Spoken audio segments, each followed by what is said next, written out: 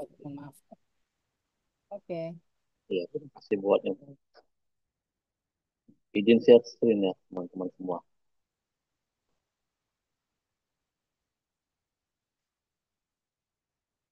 Sudah jelas tidak kelihatan tidak share screen-nya? Jelas, Pak. Jelas ya? Ya, terima kasih buat semuanya. Di mana pada hari Minggu tanggal 11 Mei 2025 ini, saya Rolando Tobing dikasih kesempatan didaulat dari Ikatan Engineer Indonesia ya, yang sekarang di lead oleh Pak Ferry ya. Terima kasih buat kesempatan yang buat Pak Ferry atas waktu yang diberikan pada saya untuk hari ini untuk berbagi ya. Pada sini teman-teman ya, berbagi sharing ilmu terkait dengan yang namanya tanggap darurat di gedung bertingkat. Karena kan kebanyakan teman-teman yang bergabung di komunitas IKIC itu kebanyakan di gedung-gedung bertingkat ya Pak Ferry ya. Ada yang di hotel, di gedung-gedung ya apartemen, Oh, betul. nah dan sebagainya. Jadi kita, ya mungkin ini secara kita lebih mengerti terkait dengan yang namanya K3-nya atau keselamatan, karena ya kalau secara teknis saya mungkin tidak terlalu mengerti, tapi kalau secara K3-nya di mana gedung-gedung ini sangat sangat mempengaruhi yang namanya tanggap darurat ya, sebelum dibangun dan sampai sudah dibangun harusnya kita bisa ada bisa memikirkan seperti itu ya planningnya, jadi biar kita lebih matang. Sebelumnya perkenalkan diri saya ya, mengizinkan perkenalkan diri saya adalah Langit Tobing.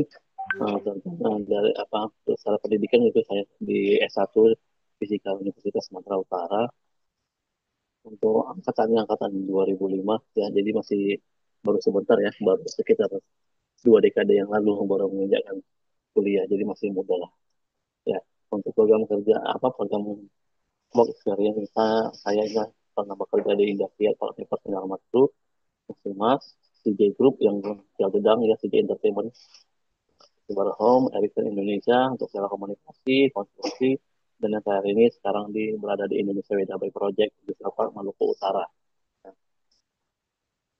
sedangkan untuk kompetensi yang sudah pernah dimiliki itu ada ahli ketiga umum, CKPK, ya, terkait dengan konstruksi, kemudian auditor SMK 3, POP, POT, kemudian ahli higien industrial, dan AOS yang terakhir-terakhir ini yang baru-baru.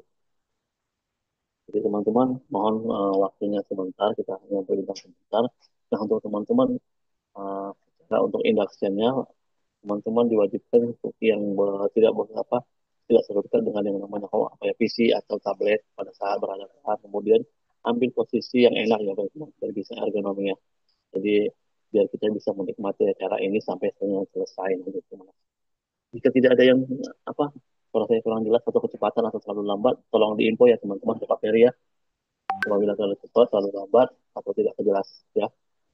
Terima kasih Ya, buat Pak. kesempatannya. Sebelum kita mulai, ini ada beberapa cuplikan video terkait dengan yang namanya isu-isu atau terkait dengan bencana di gedung bertingkat ya. Dari mancanegara, sebuah proyek pembangunan gedung tinggi di kota Pernambuco, Recife, Brasil terbakar pada Selasa malam. Seorang warga yang merekam peristiwa tersebut memperlihatkan bagian atas gedung tinggi terbakar dengan hebat. Puing-puing bangunan yang terbakar berjatuhan dan kembali membakar konstruksi di bawahnya. Menurut laporan media setempat, tim tanggap darurat telah berada di lokasi. Aliran listrik di sekitar gedung sudah dimatikan dan warga yang tinggal di sekitar bangunan yang terbakar ini juga sudah dievakuasi. Belum diketahui apakah ada korban dalam peristiwa tersebut.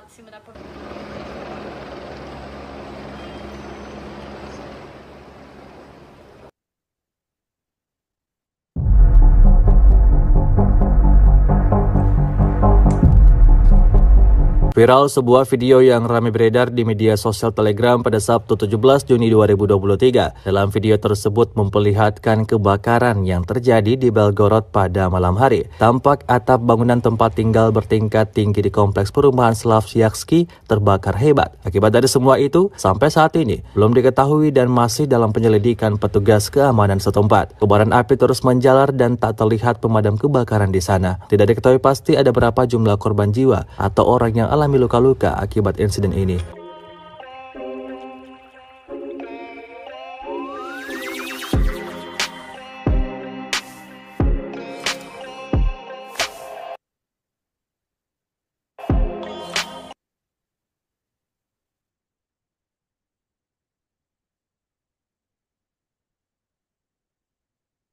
Ya, teman-teman itu tadi beberapa cuplikan ya, sebagian cuplikan terkait dengan yang namanya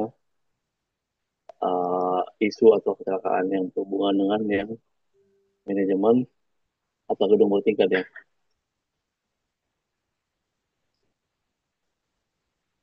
Jadi dari judul kita itu uh, manajemen tanggap darurat gedung bertingkat. Kelihatan kan? Ya,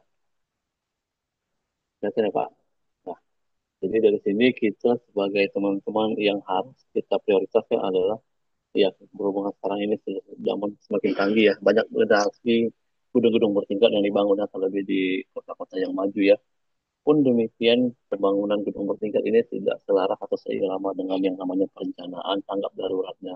Sehingga sering sekali terjadi yang namanya kondisi emergensi atau darurat tanpa ada penanganan yang baik ya, yang sigap dan cepat pada saat pelaksanaan atau keadaan daruratnya.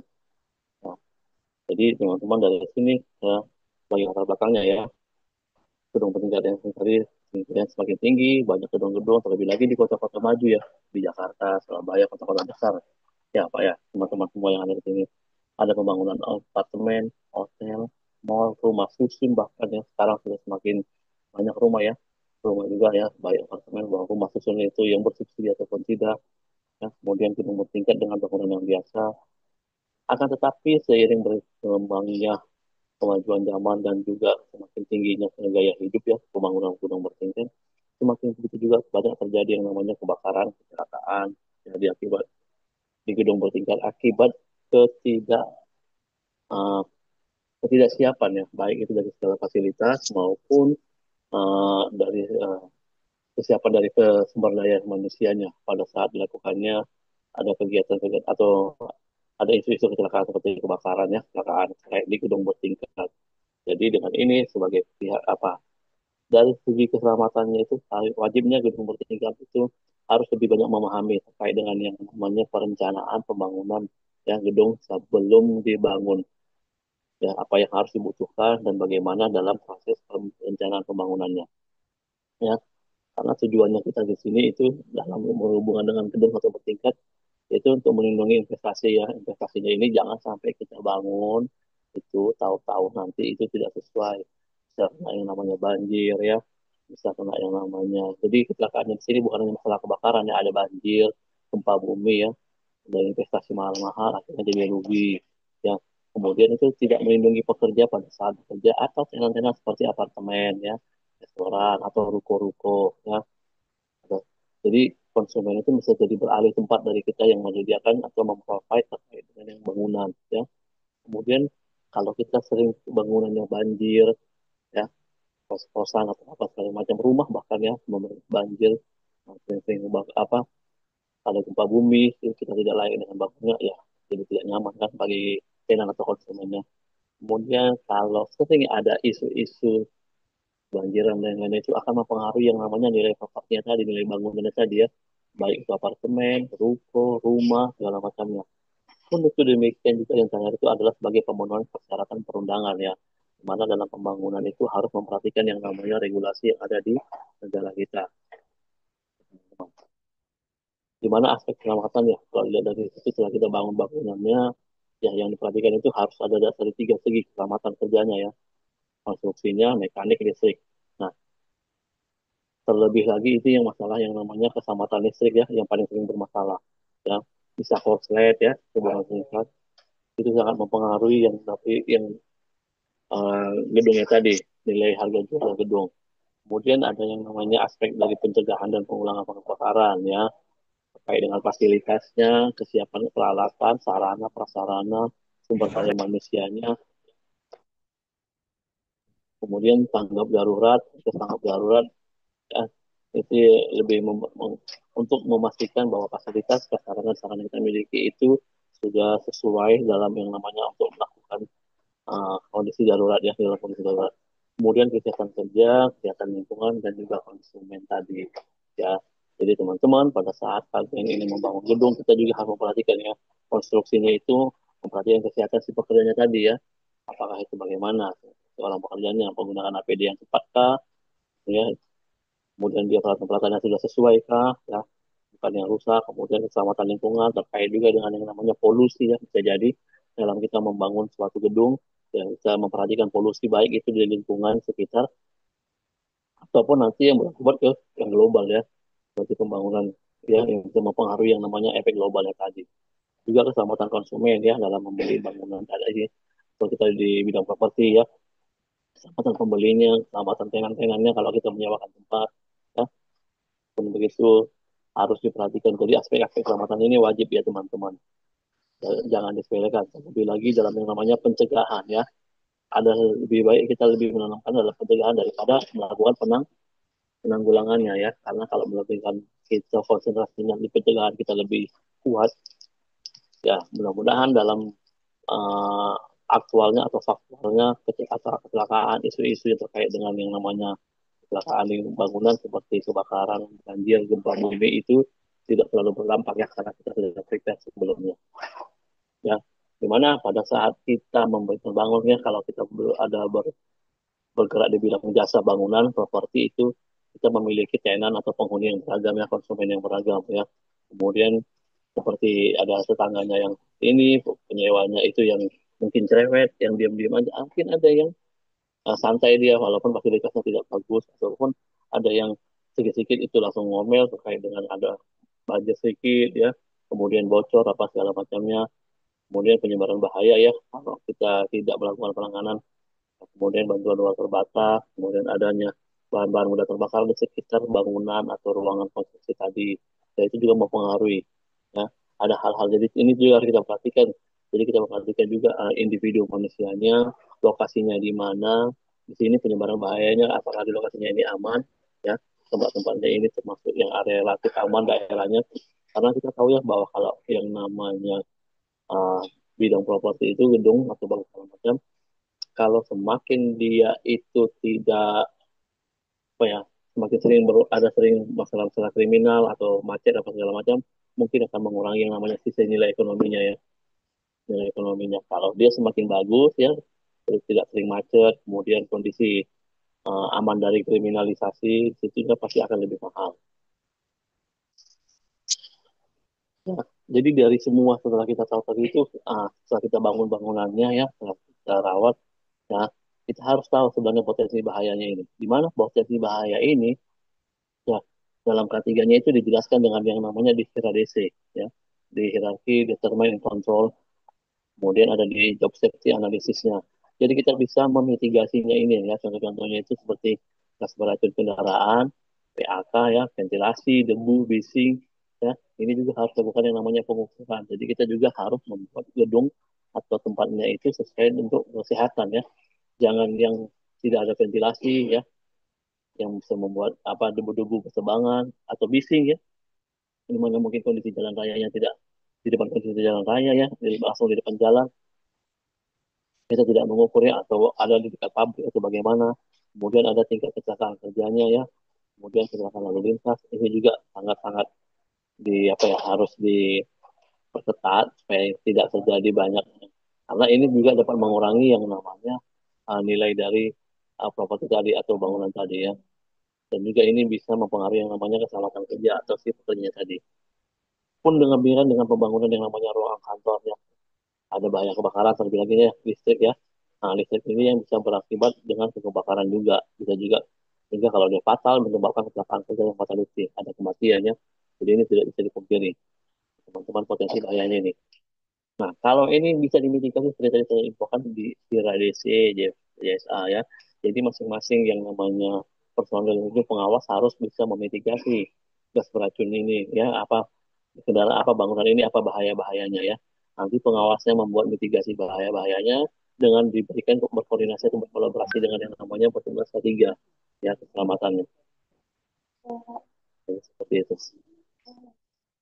Ya seperti yang tadi kan di dalam ruangan, di dalam kantor pun dapur yang sering bermasalah ini ya teman-teman tahu kan kalau ada properti sering bermasalah ini bahkan ini juga yang sering apalagi kalau kondisi tempat itu kosong ya seperti liburan atau apa apanya pemilik atau tenannya itu ya bisa terjadi yang namanya bahaya kebakaran, gas, racun atau kecelakaan kerja pada saat berada di lokasi dapur ya ini yang paling tinggi paling tinggi bahaya di bangunan itu ini ya. Kalau ada bangunan yang dapurnya pantry atau bagaimana ya, karena ada bahaya kebakaran, mungkin bisa jadi itu barang-barang elektronik memasak dan sebagainya. Ya, barang-barang elektronik bisa jadi karena itu mempengaruhi apa ya, ada pengaturan listriknya. Jadi teman-teman, ini juga harus perhatikan ya.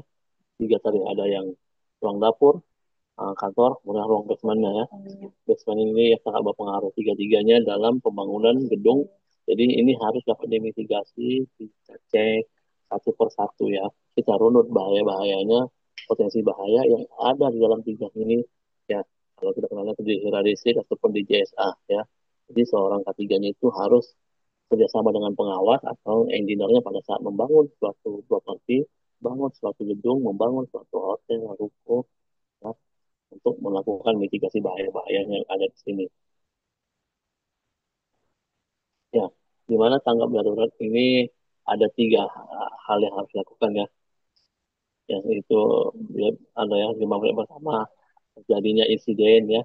Ini perlu diingat ya teman-teman, 5 menit pertama ini disebut dengan yang namanya golden rule. Apalagi di bagian kebakaran ya. Kalau sudah lebih dari 5 menit suatu bangunan itu terbakar, itu tidak akan dapat dipadamkan dengan pemadaman yang ringan ya, menggunakan aparat ya, semprot-semprotan untuk memadamkan api. Jadi ini yang perlu dicek. Jadi kita bisa harus melakukan respon lebih cepat dari golden rules-nya. Ini 5 menit pertama ya. Kalau ada insiden harus dilakukan penanganan ERP. Kemudian setelah itu ada penanggulangan kejadiannya.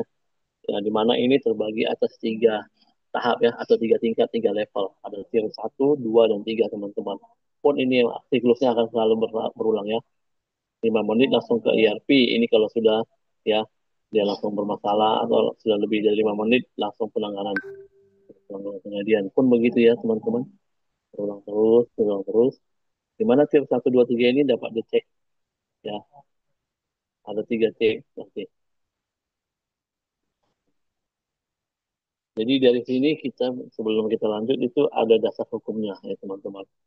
Ya, penanggulangan terkait dengan pembangunan ya, pembangunan gedung itu terkait dengan yang namanya regulasi yang diatur oleh undang-undang negara kita. Jadi tidak asal-asalan ya.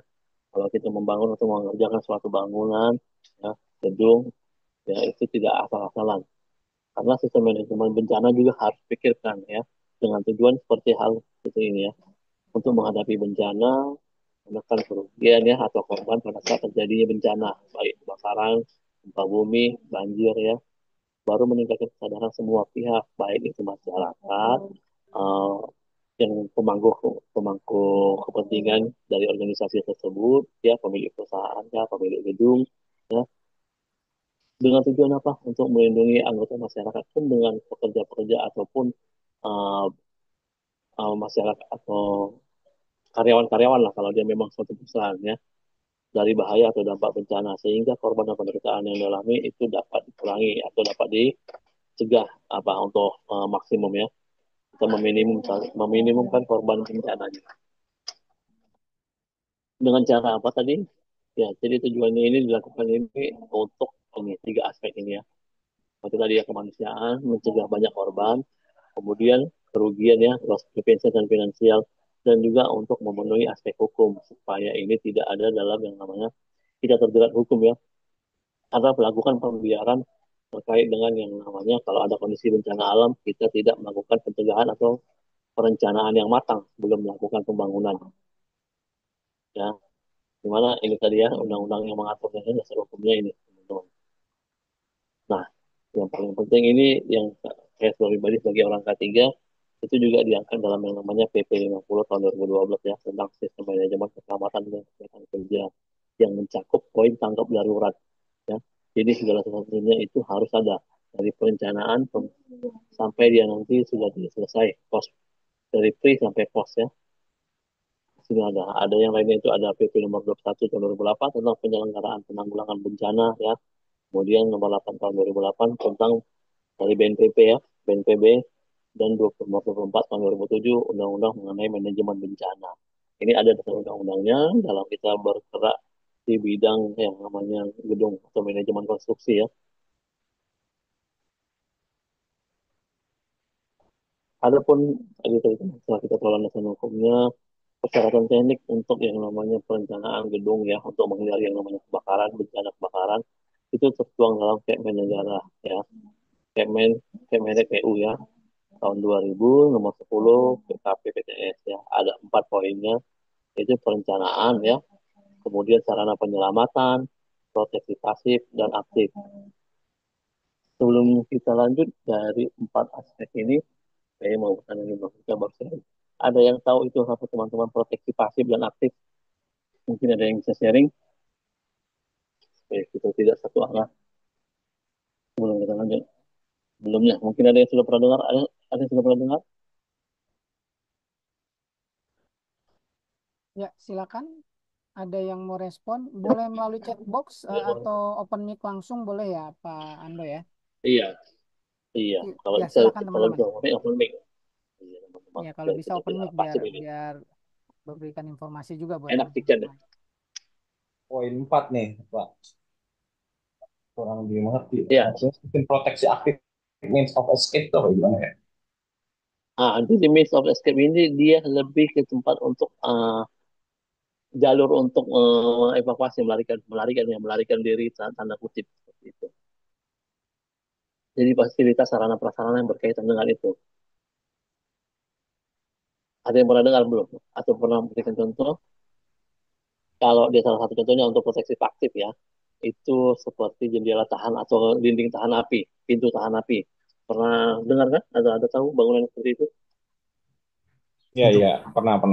Oh. Agak darurat gitu. Iya, Seperti sampelnya gimana ya? iya. Agak berbeda Pak dengan pintu darurat. Pintu darurat dia itu bisa termasuk juga pasif, tapi ini dia memang didesain untuk yang tahan api, jendela tahan api. Memang sama-sama pintu darurat, tapi dia kondisinya itu lebih ke biar ini tidak apa ya, kalau dia pintu sekedar pintu biasa bisa terbakar apa kan, dia Semacam tidak lama bunker untuk ya? bukan bunker sih Pak, memang dia kondisi pintunya itu pintu darurat, cuman dia memang didesain untuk tahan api. Nah, jendela juga jendela tahan api. Jadi bukan maksud tahan apinya ini memang nggak bisa dibakar, cuman dia lebih lama waktu untuk terbakarnya. Jadi dia lebih safe pada kalau ada kejadian bencana seperti itu, Pak. Oh, berarti bukan pintu besi gitu ya, Pak? Bukan sekedar pintu besi, iya. Makanya harusnya dalam pembangunan gedung juga ini harus dilibatkan materialnya ya. Ini harus ada. Kalau sistem proteksi pasif tahu kan? Contoh-contohnya APAR, hidran, sprinkle. Ada nggak, Pak? Untuk sampai di sini ada yang mungkin yang mau berbagi pengalaman terkait dengan sarana prasarana di sini, Pak? Satu orang saja. Mungkin bekerja di mana atau ada yang berhubungan dengan ini gedung atau apa terkait dengan proteksi ini. Apakah di sana sudah lengkap atau bagaimana? Ada yang bisa sharing kan? Sebelum Halo Pak, kita lanjut, karena iya, itu kalau sprinkler itu aktif, posisi aktif apa bukan Pak? Pak Roland, sprinkle dia itu lebih pasti pas sprinkle karena kan dia sarananya sudah ada iya terbangun yang dibangun. pasif yang tuh Iya, posisi Pak sprinkler itu ya, dia sama masuk ke proteksi pasif. hidran Pak ya, Pasif.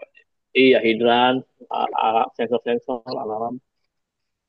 smoke detector gitu Pak. Oh, Iya, hit juga termasuk nah, Pak. itu termasuk juga untuk yang pasif, Pak. Oh, ini kan jatuh teman. Jadi Iya, pas ke rumah kata, oh, dia nggak masukin apa model ke baca ke MCF apa ya, ada yang masukin yang langsung ke detect itu Pak ya, model Pak ya. Iya, Pak. Beda-beda kan banyak-banyak aja modelnya. Benar Pak. Dia jadi dia kalau asal ngumpul dia berbunyi sendiri tapi nggak masuk ke MCF apa gitu Pak. Kayak tempat air gitu Pak, ada kayak gitu Pak. Ya, Pak, kurang jelas, Pak. Sudah masuk ke Halo Pak. SCBA.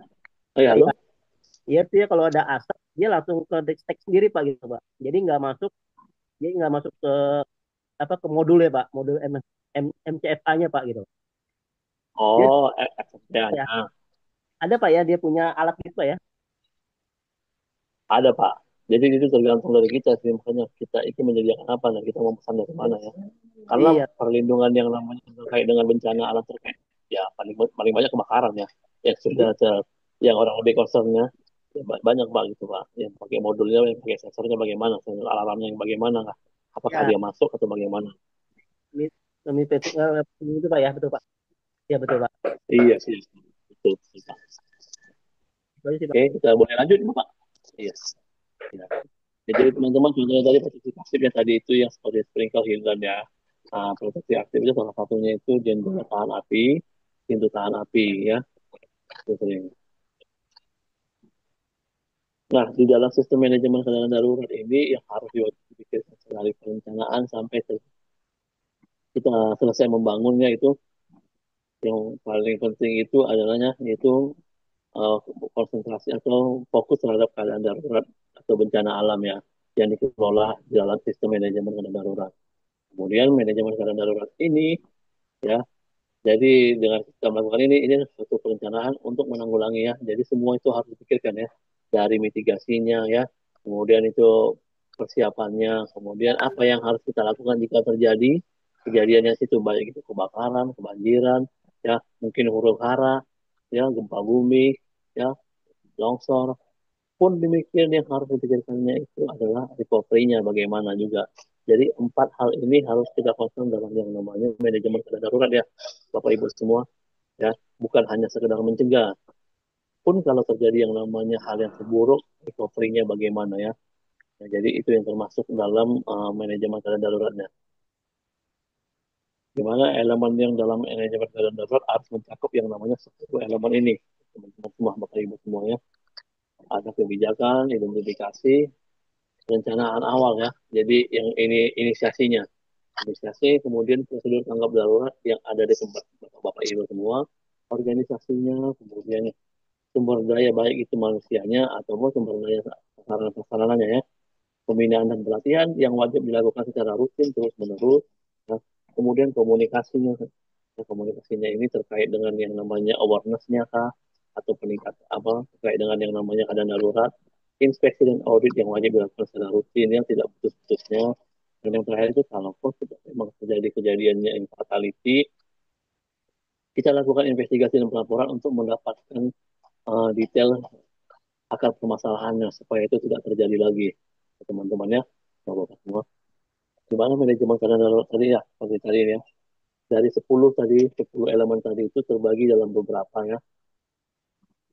Operasi normalnya itu kalau kita sudah menjalankan 9 ini ya, wajib dalam 9 item ini kita menjalankannya kebijakan identifikasi, perencanaan ya, itu di normal operation. Nah, kalau terjadi yang namanya emergency, kita melakukan yang namanya call out and response-nya, response tadi. Gimana kita tanggap darurat tadi ya. Darurat. Nah, tadi di pas pada sudah terjadi yang namanya kegiatan apa kejadian emergensi, kita melakukan yang namanya sistem investigasi ya terkait dengan yang namanya kejadian yang darurat yang telah terjadi. Kita buat sistem pelaporan atau kita melakukan audit secara detail supaya ini tidak terulang lagi ya ke depannya. Nah, jadi kita concern kalau sudah kita ngomong di 9 ini itu adalah untuk melakukan pencegahan ya. Dia ini biasanya untuk lebih di preventnya. Dan yang terakhir itu di yang investigasi itu setelah di pasca investigasi pasca event ya, ini yang di pre-event dan ini yang di pasca event, inilah ada eventnya ya kalau terjadi tanggap darurat tadi, dimana yang kalau dibagi itu kita pecah, kita runut 10 prosedur tadi ya, 10 elemen yang terkait dengan manajemen tanggap darurat ya. Seperti contohnya kebijakannya. Nah, teman-teman harus memastikan bahwa di perusahaan teman-teman terkait dengan namanya penerapan manajemen keadaan darurat itu tertuang dalam kebijakan ya, visi misi perusahaan ya. Jadi kalau ini tidak tertuang, ya maklum saja kalau sebagai banyak banyak pembiaran yang namanya ya dari manajemen juga tidak peduli karena dalam kebijakan tidak tertuang atau tidak tertulis secara detail terkait dengan yang namanya manajemen darurat ya. Ya, karena ini juga dalam kebijakan ini wajib ya, apalagi kalau yang namanya ada audit SMK 3 tanpa adanya tertuang ini itu bisa jadi temuan ya. Karena kita tidak memperhatikan yang namanya kondisi tanggap darurat apa kondisi emergensi kalau terjadi sesuatu ya. Kemudian ini ada identifikasi ya. Seperti tadi saya infokan bahwa selalu harus dilakukan identifikasi ini sebelum ya teman-teman, bukan setelah. Kalau nanti setelah kita bisa dapat yang namanya memodifikasi atau merevisi ya. Ya, ini sebagai langkah awal dalam penerapan manajemen darurat. Jadi si engineer yang tadi, si orang HSE-nya harus kumpul bersama, duduk bersama dengan pemangku jabatan untuk memitigasi kemungkinan-kemungkinan bahaya ya.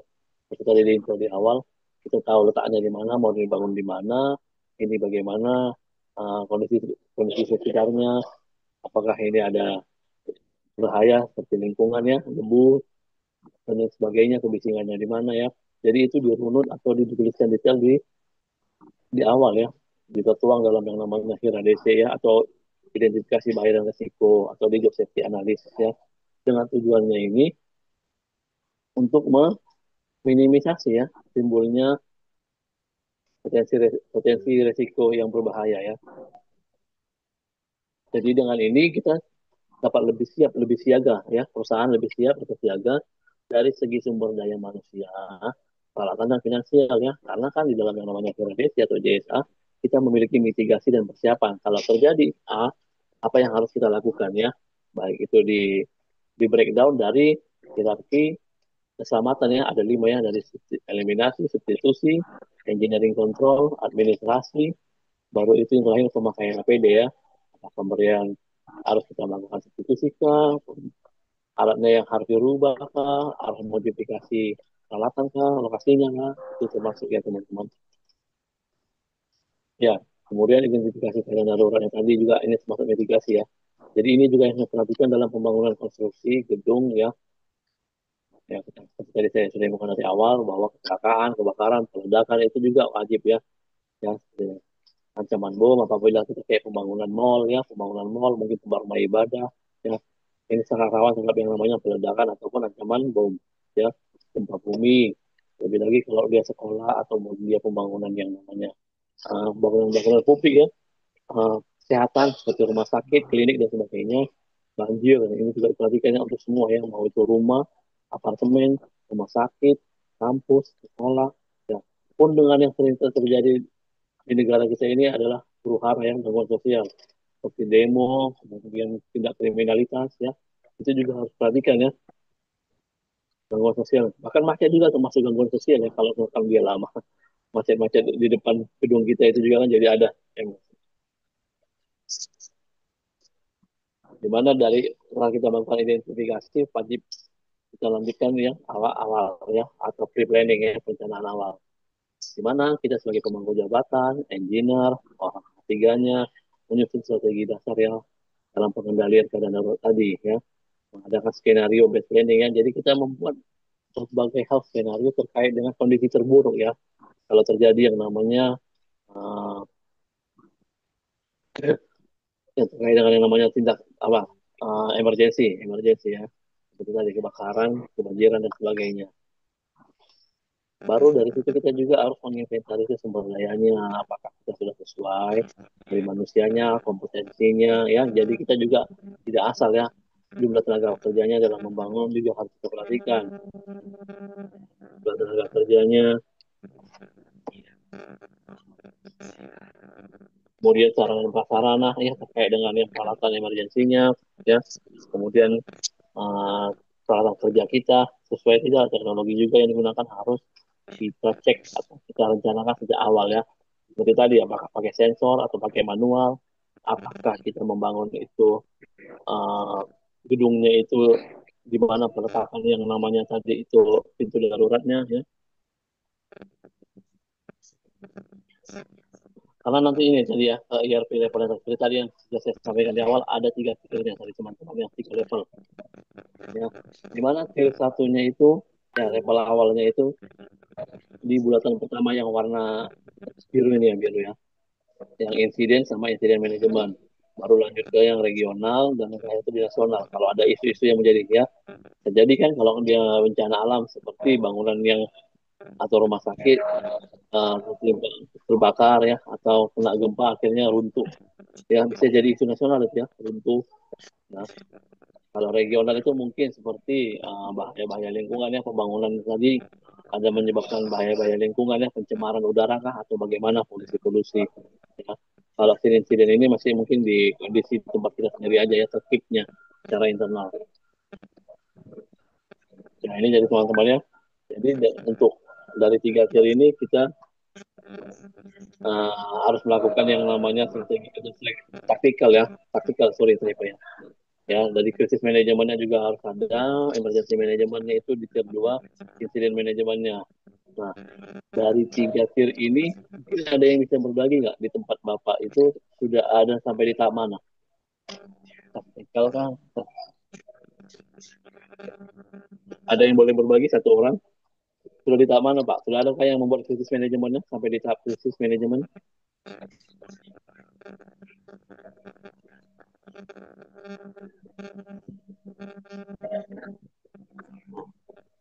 Halo, suara saya kedengaran nggak, teman-teman semua?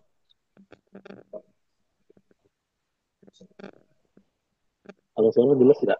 Bapak Ibu semua. Halo, Jelas, Pak Pak. Ferry, suara jelas Suaranya tidak? jelas, Pak. Suaranya jelas.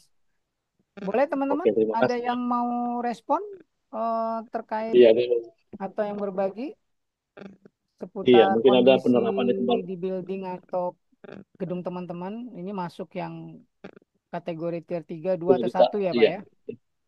iya, sudah di tahap mana ini, Pak? Peduliannya.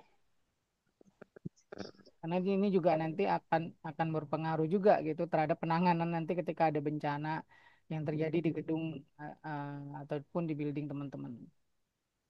Iya, benar, Pak. Kalau kita masih di tahap tier 1, itu biasanya masih belum ada kepedulian atau aware dari manajemen ya.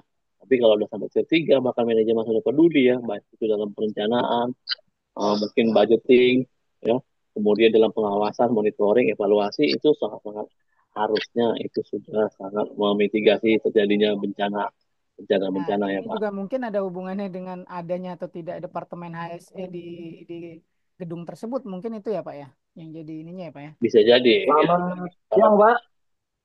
Ya, iya, Pak, siang. siang. Ya, saya Hendri, Pak, dari Laguna Avenue Mall Bekasi. Ini saya mau tanya Ya, terkait krisis manajemen. Ini krisis manajemen, apa insiden manajemen, ini sama nggak sama OKD, Pak? Organisasi Keadaan Darurat. organisasi keadaan darurat itu masih di tier 1, Pak, insiden manajemen itu. Oh, Bahkan dia masih di bisa tier masuk di 1. 1, insiden manajemen. Iya. Itu Karena OKD itu kan, sama, OKD, iya, Organisasi Keadaan Darurat. Itu iya. sama apa tidak, Pak? Ya, itu Beda ya, Pak ya? termasuk, Pak. Itu ya. Ya, ini Oh, termasuk. itu ya bagian besarnya, Pak. Jadi itu termasuk. Karena yang namanya di organisasi tangkap darurat itu kan masih di skup-skup pekerja kan, Pak, bukan manajemen Iya, kan? betul, betul. Iya, Oh, berarti berarti masih kita masih masih masuk di ke tahap masih masuk ke tier tahap berapa? satu, Tier 1. Oh, tier gitu. 1 2 itu, Pak, bisa jadi. Ya.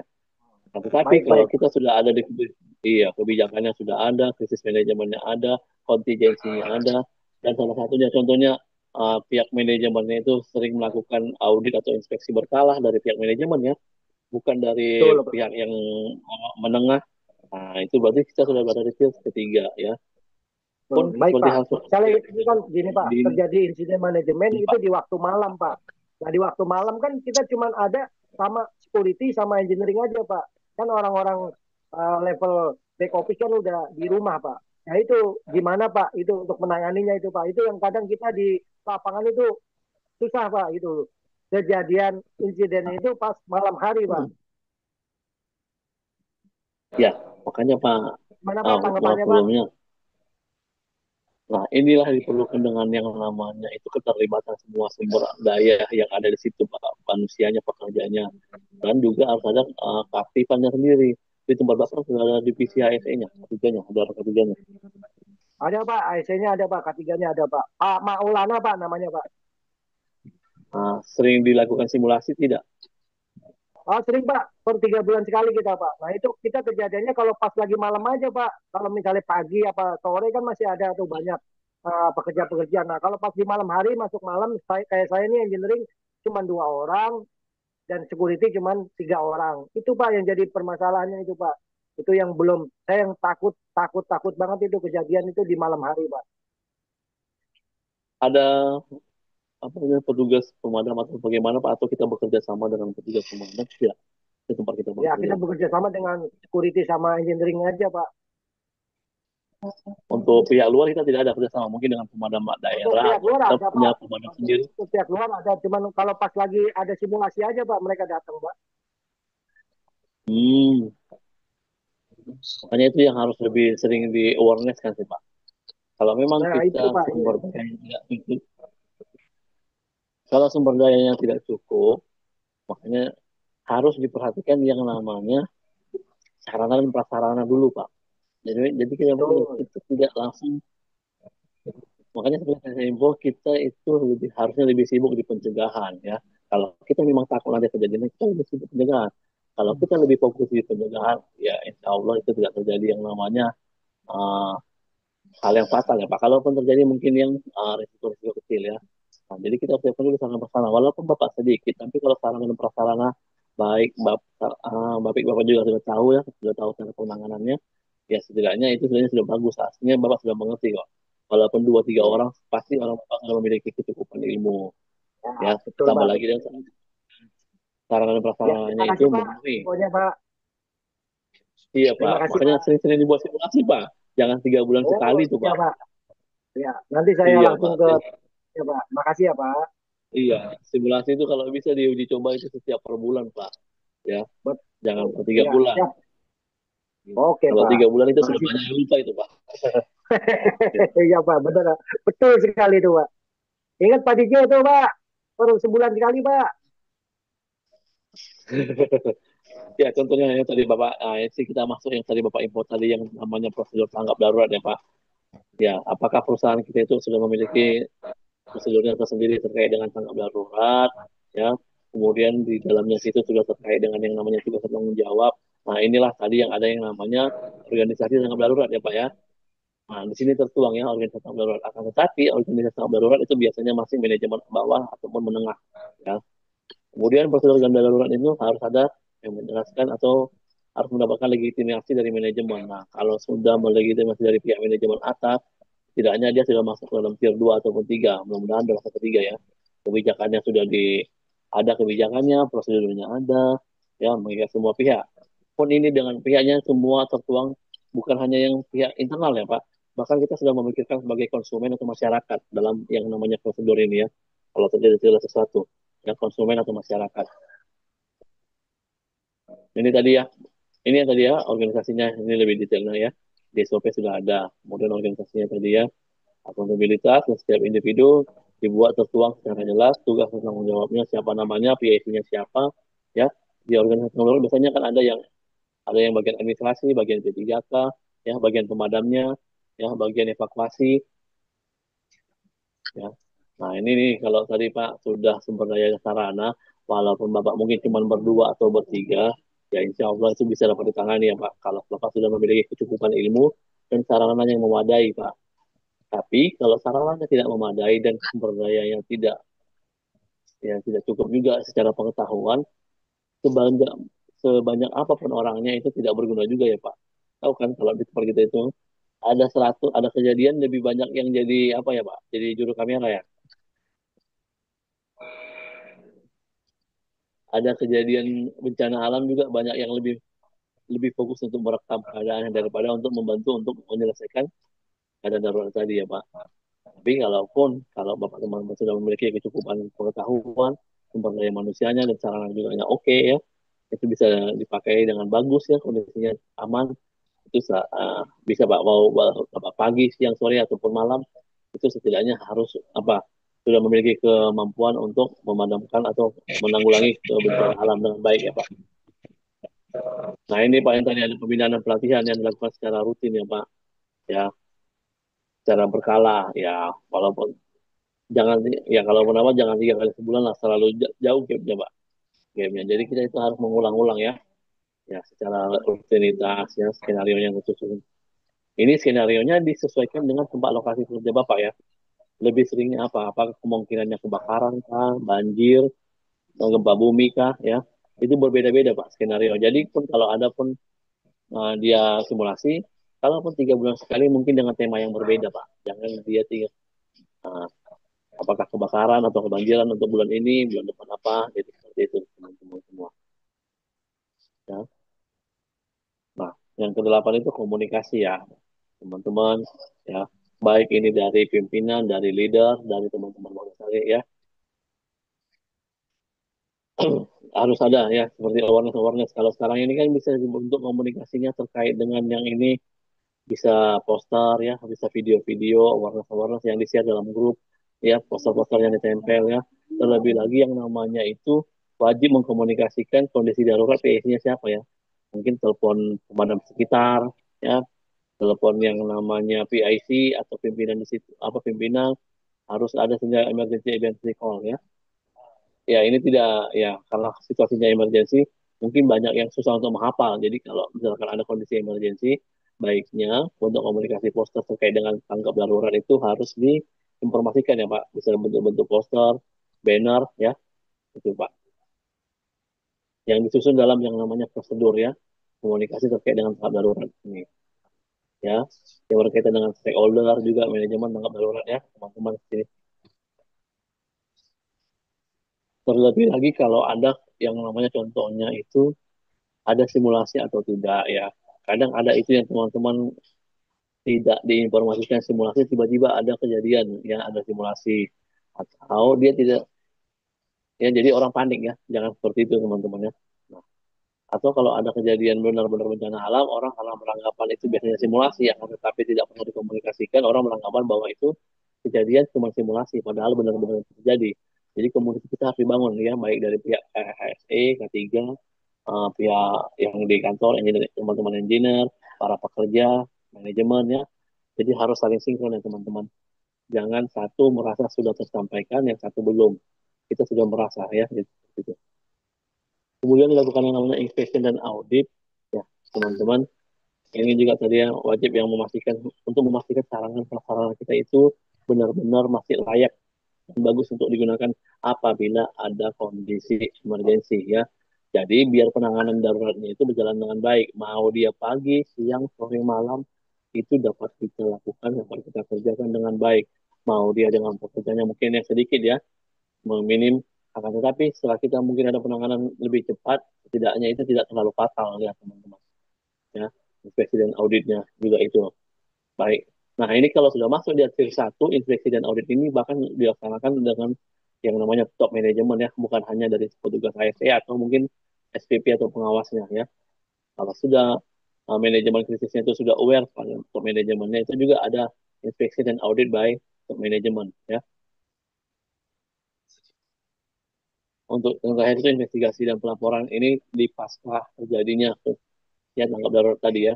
Jadi kita bisa mencari yang namanya dengan tujuan untuk mencari penyebab kejadian ya teman-teman supaya ini tidak terulang lagi ke depannya ya.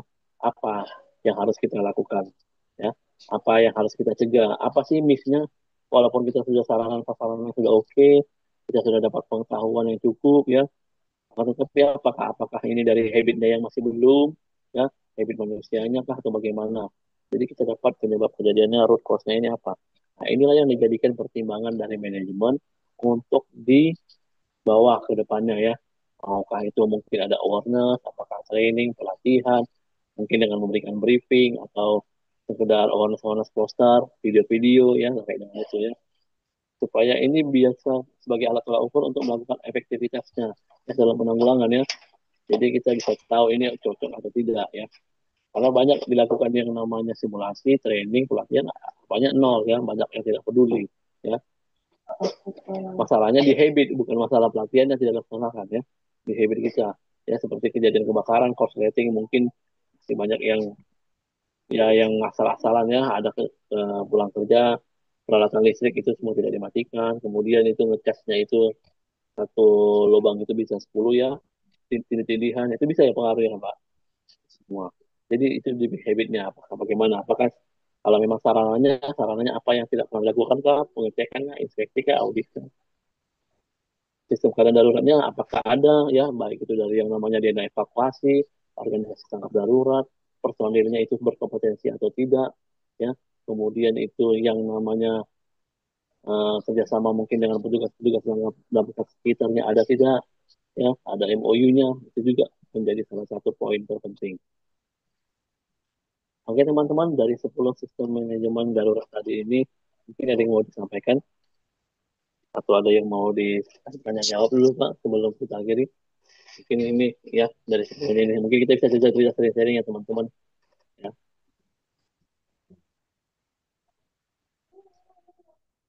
Ya teman-teman, jadi plan for the best, prepare for the worst. Inilah Mungkin, gunanya kita halo, Pak Tobing. ya Pak.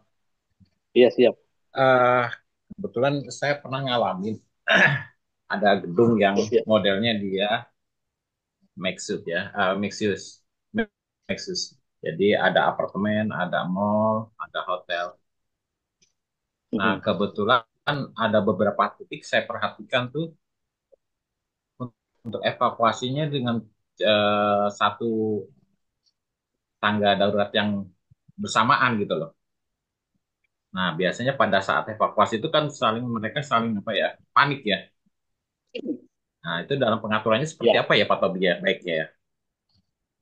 Makasih. Dalam pengaturan siapa? Nah, itu dia salah satunya. Saya juga pernah dapat pengalaman cerita seperti itu ya. Ada sistem juga hampir sama dengan Bapak. Itu dia ada apartemen, itu bukan mixis ya. Dia dia bangunannya apartemen specified ya. Itu masih mending memiliki tangga darurat cuma satu. Nah, di dalam undang-undang yang namanya itu diatur Pak, di dalam Kemen ya. Kemen 186 tahun 1999 itu diatur juga dalam NFI Pak. Jadi dalam yang namanya sarana dan prasarana harus memiliki ya, luasnya ada, kondisinya berapa ya. Jadi dia tangga darurat, ada tangga darurat yang memang harusnya dibangun ya. Ya, itu tidak boleh digunakan sesuai darurat. Berbeda dengan tangga kita kalau kita mau keluar masuk ya Bapak. Tapi kebanyakan kan gitu kan, bang, tangga kita untuk keluar masuk sama dengan tangga darurat ya. Pada hakikatnya ya Pak ya. Iya Pak. Iya kan? Pada faktualnya seperti itu. Nah, itu banyak yang salah kaprah. Makanya harusnya ada itu. Karena itu disediakan untuk menurut kondisi tertentu. Di mana kita harus menyediakannya itu dimensinya sudah diatur, Pak. Luasnya berapa, apanya panjang pintunya ya. Mungkin 1,5 sampai 2 meter bisa dilalui dengan 2 orang. Tidak banyak yang namanya eh, material-material. Karena kalau tangga yang kita pakai untuk di dalam suatu bangunan untuk berlalu lalang beraktivitas seperti biasa itu pasti banyak yang namanya material-material ya, bisa jadi ya ada disimpan ini kan disimpan A ya, harusnya itu terpisah dengan tanggap darurat. Nah itulah yang menjadi isu yang penting Pak terkait dengan yang namanya pembangunan dalam konstruksi gedung ya, banyak sekali yang lupa memperhatikan hal seperti itu ya. Apakah mungkin karena tidak ada orang ketiganya atau bagaimana ya yang memberikan advice ya. Harusnya itu agak Tapi terpisah kan Pak, Pak jadi memang mestinya ada kalau Pak, ya, maaf. iya Pak. Pas saat desain kan itu diajukan ya Pak ya. Nah, diajukan ke Hmm. Pemda. Di Pemda kan dicek lagi. Terus ada juga ada faktor safety-nya di situ kan. Itu kok bisa lolos ya Pak ya? Nah, kalau itu saya kurang kurang kurang tahu aja lah Pak, gimana lobby-lobby gitu. Cuman aktualnya memang harusnya secara peraturan dia harus menyediakan kondisi tangga darurat yang memang kalaupun dia memang memakai satu jalur tangga, memastikan bahwa itu sudah tercukupi semua Pak. Baik dari dimensinya, luasnya berapa, kondisinya di bagaimana, pintunya bagaimana ya. Karena bahkan ada yang kemarin kejadiannya itu saya punya teman itu dia ada sewa apartemen di salah satu kota ya. Itu kondisi tangga daruratnya itu terbuka bahkan ya emergency tangga darurat terbuka di mana tangga daruratnya ini langsung keluar ya bisa keluar bisa berbahaya dan memang itu katanya cuma itu tangganya yang dilalui ya. Setelah ditanyakan memang tidak ada yang namanya advice dari K3-nya, memang tidak ada K3-nya di sana Pak, langsung dari manajemennya yang berangkat sebagai K3-nya ya, pengawasnya. Jadi seperti itu Pak. Pak, Jadi kalau mungkin ya Pak siap mau izin tanya Pak, itu ya Pak. untuk exit itu emang harus tertutup atau terbuka Pak? Ya, kalau ya Pak, tertutup kan? Kalau untuk Iya tangga darurat tertutup dia Pak. tertutup Iya kan Pak ya. tertutup. Jadi ada Iya kan dia bisa ngedorong dari ya dalam gitu Pak ya. iya undang-undang dari dalam. Memang tapi dalam aktualnya terbuka banyak ada banyak sekarang kan. Padahal Ya, kondisi darurat loh. Iya. betul Pak. Betul. Nah, Mungkin jadi maksudnya terbuka di sini itu bukan dikuncir apa rapat ya Pak. Memang harus ada ya. Mungkin bisa kita ada anak-anak kuncinya, tapi dia memang itu bisa dilakukan dalam kondisi darurat. Dia bisa dapat dibuka dengan cepat ya. Ya tidak harus ya namanya kunci makanya tangga darurat itu tidak boleh terlalu ditutup ya atau tidak boleh terlalu terbuka ya. Ya, contohnya tidak boleh ditutup ya mungkin di rantai atau dari kemana penanganannya kan jadi susah ya. Kalau ada kejadian darurat kita itu jadi rantai digembok ya. itu harus dengan dicek kembali Pak, tangga-tangga darurat itu Pak. Iya, iya. Jadi disesuaikan aja Pak dengan kondisi bangunannya bagaimana. Ya, Apakah dia boleh itu? Iya, itu Pak. Oke, Pak Ronaldo. Intinya jangan dibuat sulit ya Pak. Jadi tangga darurat itu harus dipergunakan responsif pada saat kejadian darurat ya, tidak boleh digembok atau dibagaimanakan ya, ditutup dipalang-palang banyak ya. Jadi, seperti itu. Ya, betul. Sama hal contohnya dengan apar yang pernah lihat ya Pak ya. Kan ada yang apar yang memang dia disimpan langsung di keram Ya, di kerangka. dibuat tempat ya. Ya, Dia di kerangka. di kerangka maupun di tempat gitu Pak ya. Iya. Mm. Sebenarnya itu tidak boleh. Cuman info kalau dari seperti itu makanya seperti itu karena ada yang namanya itu jadi rusak ya. Ada yang tidak menggunakan ya, ada yang hilang. Nah, jadi kembali lagi ke habit pekerjaannya bagaimana. Tapi dalam ketiganya sebenarnya itu harus alat-alat yang terkait dengan penanggulangan bencana harus bisa digunakan secepatnya, Pak. Gitu Pak. Iya, iya, iya, iya. Iya, tidak boleh terhalang apapun dan boleh dapat dilakukan atau dipakai langsung secepatnya. Ya kalau kita menunggu untuk membuka-bukanya itu Pak, kejadiannya sudah lebih dari 5 menit ya, golden time-nya tadi.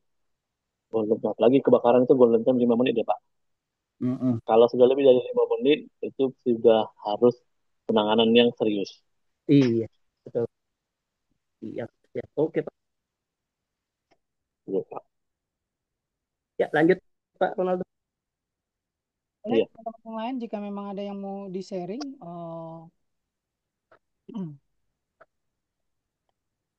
apa namanya seputar pengalaman K3-nya di gedungnya masing-masing, boleh, atau mungkin ada pertanyaan-pertanyaan yang mungkin di luar konteks ini ya Pak ya, selama masih ada keterkaitan dengan K3 mungkin Pak Ando akan bantu jawab. Oh, ini ada pertanyaan dari Pak Mudah-mudahan. Yusuf Niko Pirando. Pak, mohon maaf saya izin bertanya, jika terjadi insiden kebakaran di gedung, jika tidak ada petugas K3-nya, bagaimana cara memberikan ilmu pengetahuan terkait dengan mitigasi dan lain-lain kepada petugas yang standby di sana? Silakan Pak Nah, Ando. ini tadi salah satu yang saya tanya. Berarti kita di perusahaannya masih, kalau tidak ada berarti masih berada di tier berapa tadi Pak? Ada yang tahu? Kalau masih awareness-nya masih sangat-sangat kecil, masih di tier 1 bahkan ini ya Pak ya. Jadi harusnya perusahaan itu memprovide terkait yang namanya pengetahuan ya. Ya, kalaupun tidak ada orang ketiganya, ya mau tidak mau mungkin ada pengawas yang bertindak sebagai orang ketiga, tapi harus memiliki kompetensi ya. Ada Iya, kompetensinya kan, ada yang namanya itu dia sudah pernah mengikuti yang namanya sebagai petugas tanggap darurat ya. Kalaupun tidak ada ketiganya ya, nah dia melakukan simulasi atau kalau memang benar-benar tidak ada, perusahaan wajib yang melakukan caranya bagaimana MOU dengan yang namanya damkar setempat melakukan simulasi ya kan, bisa kerjasama kan Pak. Nah, jadi kalau perusahaan harus memikirkan seperti itu, makanya dari awal sudah dipikirkan. Kalau memang tidak mau menempatkan orang ketiganya, bagaimana yuk kita melakukan kerjasama kah dengan MOU damkar setempat, atau kalau misalkan dia di kawasan ya, kawasannya itu mungkin dia menghubungi pemilik kawasan yang terkait dengan ketiganya memberikan simulasi atau pelatihan. Seperti itu, Pak. Jadi kalau tidak ada yang namanya penanganan atau apa, pencegahan ya, itu kan termasuk pencegahan ya, dengan memberikan pengetahuan, berarti manajemennya masih kurang aware ya. Ya, secara perundang-undangan itu bisa kena juga ya Pak, kalau memang tidak ada penanganannya. Karena nanti kalau diinvestigasi ada kejadian seperti itu tidak ada penanganan nah, sama sekali, ya itu bisa jadi berdampak ke perusahaan ya Pak. Jadi mungkin kalau dari Pak Apal tadi mungkin bisa dibicarakan itu Pak. Kalau memang tidak ada orang ketiganya bersama dengan damkar setempat, damkar daerah, atau kalau di kawasan ada pabrik atau bagaimana kantor gedung dengan gedung utamanya, tenan utamanya, seperti itu sih Pak. Mungkin masukan dari saya.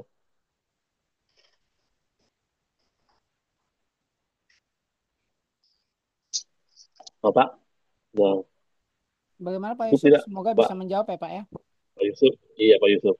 Jadi intinya adalah poinnya di sini yang perlu tahu K3 ini bukan hanya orang HSE-nya atau bukan orang K3-nya, tapi adalah semua orang yang terlibat di dalam gedung itu, baik itu housekeeping, baik itu customer service, baik itu security, bahkan pengguna tenannya juga bertanggung jawab juga secara tidak langsung. Dia harus mengetahui karena kan tadi kembali lagi ke jam operasional ya Pak Ando ya. Jadi tidak semua Iya benar Pak. uh, orang apa namanya orang yang khusus menangani itu ada di tempat gitu kan, sehingga harusnya sosialisasi ini mencakup semua aspek gitu kan, semua orang-orang yang terlibat di dalamnya. Intinya adalah untuk Iya, sosialisasi dasar aja ya Pak ya. Jadi nggak penanganan iya benar Pak. besar, tapi setidaknya bagaimana dia bisa melaporkan atau kemana dia harus tuju ketika ada menemukan hal seperti itu, laporannya mereka harus kemana. Nah itu simpelnya seperti itu. Jadi bisa jadi apa namanya, dia lebih tahu penanganannya gitu, step-step langkah-langkahnya atau troubleshootingnya itu atau guidance-nya itu ketika terjadi bencana, ketika terjadi sesuatu apapun itu mereka tahu harus lapor kemana. Itu yang lebih simpelnya ya Pak Ando ya, kurang lebih ya Pak ya. Iya benar Pak. Jadi kita itu harus siap ya. Walaupun contohnya itu kita tidak dapat langsung penanganan langsung. Contoh kecil tadi seperti Pak Ferry info kan untuk pelaporan aja loh. Pelaporan cara melaporkan kalau keadaan darurat terjadi kepada kita. Kadang masih banyak yang belum tahu ya poinnya bagaimana. Apalagi kalau dalam keadaan panik ya Pak ya.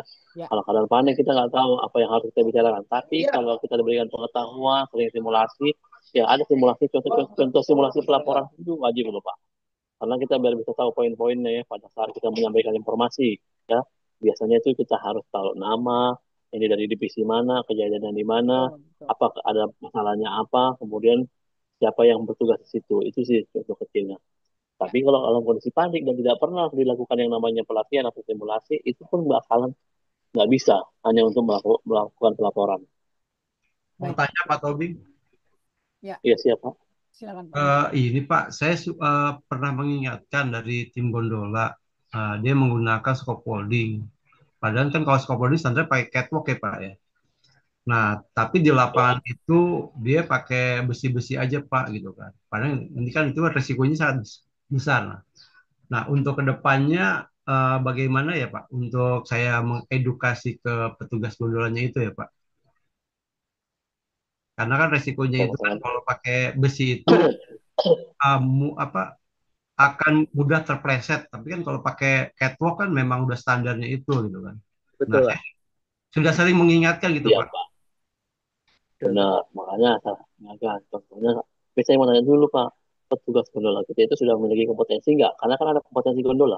Sudah ada Pak. Harusnya kalau harusnya kalau sudah ada dia harusnya lebih aware kan.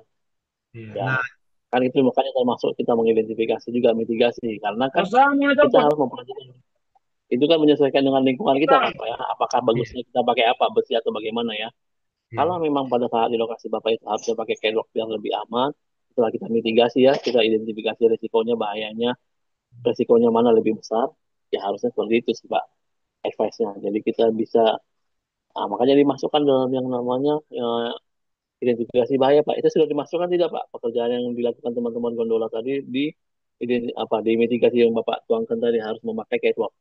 Sudah Pak, sudah diingetin alasannya sih ini berat nih Pak kalau ngangkat pakai seperti itu gitu kan.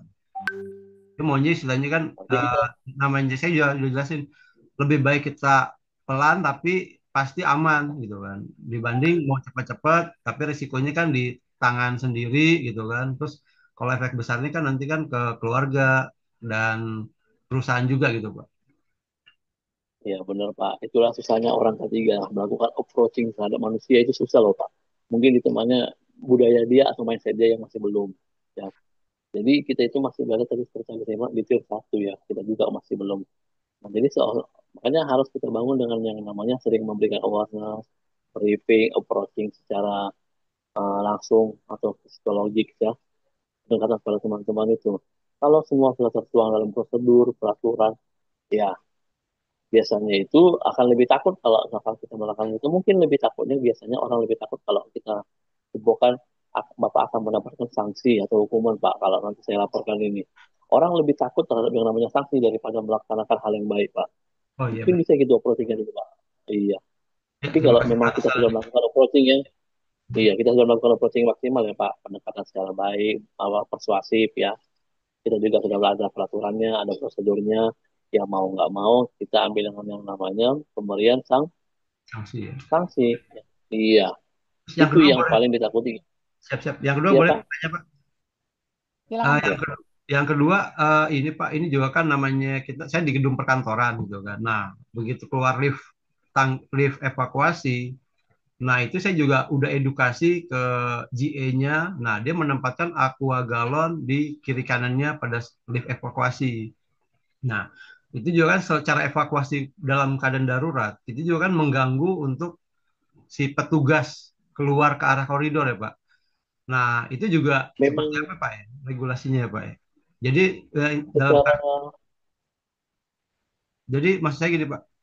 Apabila saya udah secara edukasi diskusi sama PA-nya gitu kan. Nah, dalam keadaan darurat itu kan si petugas akan mengevakuasi lantai tersebut kan agak kesulitan karena ada barang-barang gitu, Pak. Nah, ada regulasi nomor berapa ya, Pak? Mungkin kalau boleh saya tahu gitu, Pak. Karena saya coba belum belum dapat nih, Pak, untuk regulasi nomor itu, Pak. untuk secara regulasinya itu ada di Kepmen 186/1999, tapi secara detailnya itu ada di PP 50 tahun 2012, Pak. Oh Undang-Undang iya. SMK 3. Bahwa arah sarana dan prasarana tanggap darurat itu tidak boleh terhalang. Ya. Oh iya. Jadi dengan pengertian apapun benda atau material yang berada di depan itu termasuk penghalang kan? Jadi tidak Oh boleh iya. terhalang. Itu Jadi ada Pak di PP 50. oh iya, saya Pak, ntar saya cari, Pak. Terima kasih sebelumnya, Pak. Iya Pak. PP 50 tahun 2012 tentang SMK 3, Pak. Itu wajib. Kalau Bapak nanti tempat Bapak mungkin dilakukan audit itu sudah temuan temuan fatality itu Pak major. Bisa gagal itu audit. Ya, terima kasih, Pak. Kalau ada audit. Iya Pak. Baik, ini ada pertanyaan Pak dari kolom chat dari Pak Agus Rianto. Mau tanya, apakah ada aturan secara hukum atau undang-undang jika equipment fire system gedung tidak berfungsi? Ada Pak. Secara umumnya itu Undang-Undang Nomor 1 tahun 70, kemudian SMK 3 tahun PP 50 tahun 2012 tentang SMK 3, kemudian ada Kepmen 186 tahun 1999. Banyak kita undang-undang itu wajib Pak. Ada regulasinya kok. Ada kita kalau misalkan kita tidak melaksanakan apa sanksi dan secara regulasi hukumnya Pak. Baik, itu sudah ini ya Pak Agus ya, ada undang-undangnya. Jadi nanti tinggal ini ya Pak ya. Mudah-mudahan bisa menjawab Pak Agus. Mungkin Nah ini ada, Pak Tobing bisa di-share di grup ini kali ya. Untuk yang hal-hal yang tadi itu biar dibagi berbagi ilmu deh. Jadi kita oke. punya dasar juga. Nanti Apalagi mungkin ya. saya akan share bagi teman-teman yang belum tergabung. Kita ada grup namanya IK Education Center. Nanti saya akan share di sana terkait undang-undang ini ya, yang apa namanya equipment fire system gedung. Tadi juga ada pertanyaan dari Pak Taucit ya, ada undang-undang terkait Oke, jalur evakuasi itu tidak boleh ada barang-barang di sana karena menghambat. Nah, tadi juga ada ya Pak Rolando ya. Nah, itu nanti iya ada akan Pak. di-share di grup dan nanti saya akan share juga bagi teman-teman bagi yang belum bergabung di grup IK Education Center. Jadi kita ada wadahnya, nanti kita akan share di sana. Nah, ini ada pertanyaan lagi Pak Ando dari nah ini ada perempuan nih, perempuan hebat nih Minggu engineer ya, Bu Yenita Andriati. Dia mau tanya nih ada beberapa pertanyaan nih. Ada 3 pertanyaan Pak Ando. Yang pertama adalah apakah boleh di SOP ditambah sanksi apabila ada karyawan melanggar tidak menggunakan APD? Yang kedua, untuk pembersihan kaca gedung tingkat 3, apakah lebih baik menggunakan pihak ketiga untuk pencegahan kecelakaan kerja? Dan yang ketiga, apakah ada ketentuan sprinkler wajib ada untuk ketentuan gedung tingkat tertentu? Tadi yang pertama apa Pak? Ya, APD ya. apakah boleh di SOP itu ditambahkan sanksi apabila karyawan melanggar tidak Sih, menggunakan APD? itu tergantung kembali lagi di perusahaan orang ibu sendiri. Jadi gimana dalam penerapan prosedurnya itu kan. Jadi kita kan membuat prosedur itu harus ada mitigasinya juga kan. Mitigasi kemudian ada persuasif kan di prosedurnya saja. Kalau persuasifnya sudah kita lakukan dan tidak dilaksanakan, mungkin ada yang namanya disiplin. Ya kan itu kan tindakan pendisiplinan ya, ya Pak.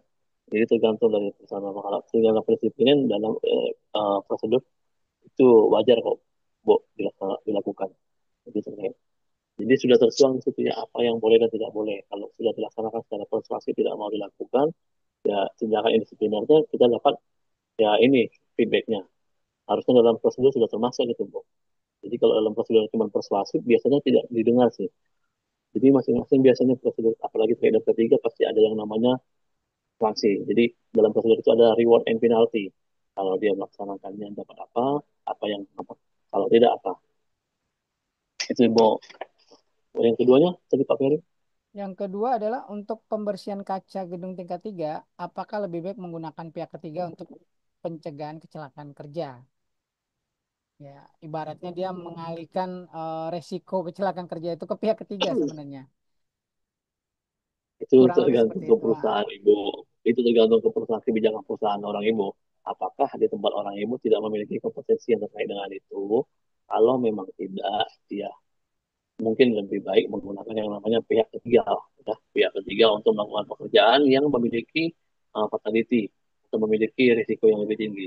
Akan tetapi kalau mungkin di perusahaan ibu ada provide sumber dayanya seperti itu dan memiliki kompetensi, ya monggo. Akan tetapi sumber daya tadi sudah memiliki kompetensi baik secara ilmu atau pengetahuan dan juga sarana dan prasarananya tadi ibu. Itu dikembalikan ke kebijakan perusahaan. Tidak ada kebijakan yang mengatur kalau terkait dengan ketiganya. Ya itu diambil sistem masing-masing dari tempat ibu. Apakah kita mengambil atau tidak? Tapi pertimbangannya satu, sarana dan prasarana, kemudian sumber dayanya mencukupi tidak dari pihak kita. Kalau tidak ya monggo dari tempat yang lain. Yang ketiganya tadi apa Pak Yang Ferry? ketiga, apakah ada ketentuan sprinkler wajib ada untuk ketentuan gedung tingkat tertentu? Sprinkle itu bukan hanya untuk ketinggian gedung tertentu, bahkan untuk di gedung yang mungkin tinggal satu, kalau dia memiliki kondisi bahayanya atau kondisi lingkungannya bagaimana, harus wajib Pak. Apa Ibu? Ya itu tolong dari tadi ya kayak tadi untuk internasional juga ada di NFPA ya, di NFPA National Fire Protection itu dari Amerika punya ya yang kita pakai sebagai regulasi. Karena di Indonesia itu terkait dengan yang namanya tanggap darurat kebakaran itu masih belum, kita masih mengadopnya itu dari NFPA paling banyak, kalau nggak ANSI yang Inggris punya. Itu Ibu, apakah itu sudah cukup? Ya, Oke. itu jawaban dari Pak Ando ya, Bu Yenita ya. Semoga itu bisa menjawab pertanyaan-pertanyaan Ibu. Nah, ini ada pertanyaan lanjutan Pak dari Pak Henry Aryadi. Ini ada tambahan juga nih dari Pak Taucid. Makasih banyak Pak Taucid. Saran dibuatkan JSA dan pihak ketiga juga sudah mempunyai sertifikasi. Itu kurang lebih Bu. Nah ini ada pertanyaan lanjutan Pak dari Pak Henry Aryadi. Apakah tangga darurat ada hitung-hitungan terkait jarak evakuasi Pak? Ada di dalam undang-undangnya ada di regulasinya seperti pakai Permen atau kita pakai NFPA nomor 10 ya yang nasional itu ada itu jaraknya, luasnya, dimensinya sudah saya bukan pada saat training, bahkan nggak ada. Ada ya Pak ya? Harusnya itu ada, cuman itu memang jarang sekali kita aktualkan, kalau apalagi kalau untuk di gedung ya, mungkin kalau di manufaktur, pertambangan, itu oil and gas, itu di detail Pak bangunan gedungnya. Ada pertanyaan lagi dari Pak Darius Irwan Amar. Izin Pak, apakah ada hukum serta sanksi terhadap gedung apabila perlengkapan safety dan APD tidak sesuai dengan standar prosedur? Ya itu saja seperti tadi Pak, setelah kita runut kalau ada kejadian fatality dan ada investigasinya ya, hasil investigasinya itu kan kita itu harus di apa ya, apalagi kalau sudah jadi isu publik ya, harus kita kasih ke pihak berwenang. Dari pihak berwenang kalau mendapati bahwa kita tidak aware, tidak sesuai, tidak apanya, ada sanksi pidananya juga sih Bu. Itu tergantung dari perusahaan apa, tergantung dari pasal yang terjadi ya, kejadiannya apa, jadi seperti itu. Jadi kita dalam melakukan pembangunan, pemasangan itu tidak boleh asal-asalan karena ada regulasi yang mengatur ya. Apalagi dalam terkait dengan ketiga, ketiga ini semua ada regulasinya Bu. Bahkan untuk ketinggian, untuk warna saja kita ada ketentuan regulasi. Warna merah, kuning, hijau itu memiliki makna tersendiri dalam ketiga. Itu kalau Pak Ferry. Ya, nah ini mungkin sekedar sharing aja dengan teman-teman ya. Mungkin ini juga dialami oleh teman-teman juga di gedung-gedungnya. Kadang-kadang manajemen itu hanya menyediakan APD. APD ditaruh di etalase. Jadi ketika tim audit datang, ternyata sudah lengkap APD-nya. tapi dalam realisasinya itu banyak yang tidak digunakan pada saat operasional. Kurang lebih seperti itu mungkin. Nah, ini yang perlu ditekankan bahwa eh, apa namanya para tim auditor inilah yang memang harus lebih awareness terhadap gedung-gedung yang dalam tanda kutip nakal ya Pak ya, yang dia hanya menyediakan Iya APD. Pak, benar. Jadi APD itu tidak dibekali oleh per apa namanya per unit per orang gitu, tapi hanya apa namanya hanya dilengkapi ya berdasarkan satu aja lah gitu.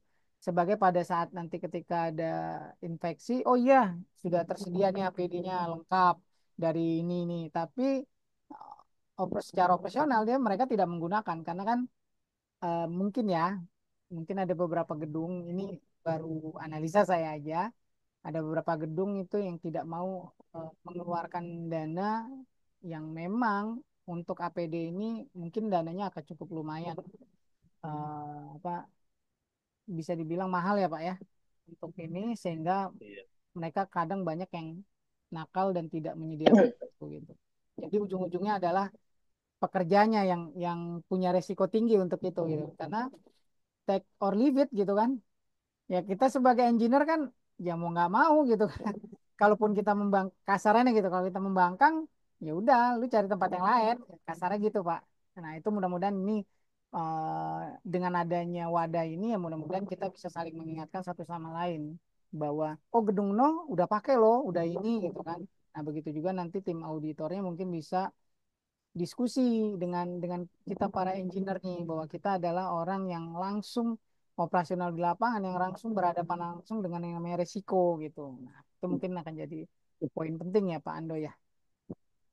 Iya, iya Pak Ferry. Nah, itu Ya, poin. Seperti saya tadi sebelumnya saya pernah mention, tadi ada saya mentionnya terkait dengan yang namanya hierarki keselamatan ya Pak. betul Nah, betul Pak. ini yang tidak pernah digunakan di Indonesia. Yang paling sering itu menggunakan hierarki paling bawah, APD. Sementara dalam tangga hierarki itu ada yang namanya eliminasi, substitusi, engineering control, administrasi. Ya. Jadi kalau memang bahayanya itu apa, sudah kita eliminasi kalau tidak ada bahaya. Contohnya analoginya, kalau kita di depan kita ada buaya, kalau sapi dalam buaya itu pernah ke kebun binatang nggak kita semua? Pernah lihat ya Pak ya? Pernah ke kebun binatang kan? Ya teman-teman, pernah ke kebun binatang tuh? Pasti Pak. Iya. Analogi, nah, analogi kecilnya. Apakah kita ke kebun binatang itu dipakaikan helm, dipakaikan baju anti apa? Anti mungkin Buaya ya supaya Pak. tidak diterkam atau ada kan? Tidak ya? Tidak Karena di Pak. situ sudah dilakukan yang namanya hierarki, ya. Hierarki keselamatan ini itu dengan engineering control dibuatnya itu kandangnya itu dibuat berlapis, jaraknya dibuat ya, ya. Ya, Ya, jadi itu contoh kecilnya. Kan kalau kita bekerja, masalahnya yang diterapkannya itu pemakaian APD. APD sekuat apapun, kalau di depan kita itu ketika kita kebun binatangnya tidak dibuat dirancang dengan baik, mungkin kondisi apa rangkainya ya, dibiarkan saja pun tadi hewan-hewan buat tadi di depan kita, kita pakai APD, bahaya apa tidak? Lebih fatal atau tidak fatal? ya, batal Pak. Fatal kan? Iya, jadi seperti itu. Nah, memang dalam yang namanya penerapan implementasi hierarki keselamatan tadi itu memang ya, memang lebih tingginya itu masih di teman-teman yang bekerja di bidang oil and gas sama mining. Kalau di bidang yang lain mungkin itu hanya sekedar. Tapi mudah-mudahan dengan diberikannya awareness pada hari ini, teman-teman yang hadir di sini memberikan main apalah, membuka pikiran teman-teman apa di tempat bekerjanya seperti ini loh harusnya ya. Karena ada regulasi-regulasi yang memang diatur oleh negara kita. Kalaupun tidak, kita mengadopsinya dari perusahaan atau peraturan dari luar negeri. Itu teman-teman semua. Ya, jadi tidak asal-asal mau melakukan itu, tidak asal-asalan karena semua mempunyai regulasinya. Begitu Pak Ferry. Oke. Mudahan ya tidak Ada tidak hanya penerapan APD ya. ya betul betul. Nah, ini ada pertanyaan lagi nih Pak dari Pak Roni Saputra. Kalau P2K3 di gedung apa termasuk bagian dari krisis manajemen, Pak? P2K3 itu ya termasuk salah satu krisis manajemen di mana itu kan biasanya yang menjadi ketuanya itu adalah top manajemen ya atau middle manajemen jadi ketua. Nah, tetapi di mana sekretaris P2K3 itu harus orang yang ketiganya yang memiliki sertifikat K3 Kemenaker. Ya. Jadi kalau Bapak sudah memiliki P2 K3, harusnya itu sudah tertuang dalam kebijakan. Nah, itu sudah salah satu bentuk di mana kita itu sudah mau menuju ke tier 2 atau 3 itu sih, Pak.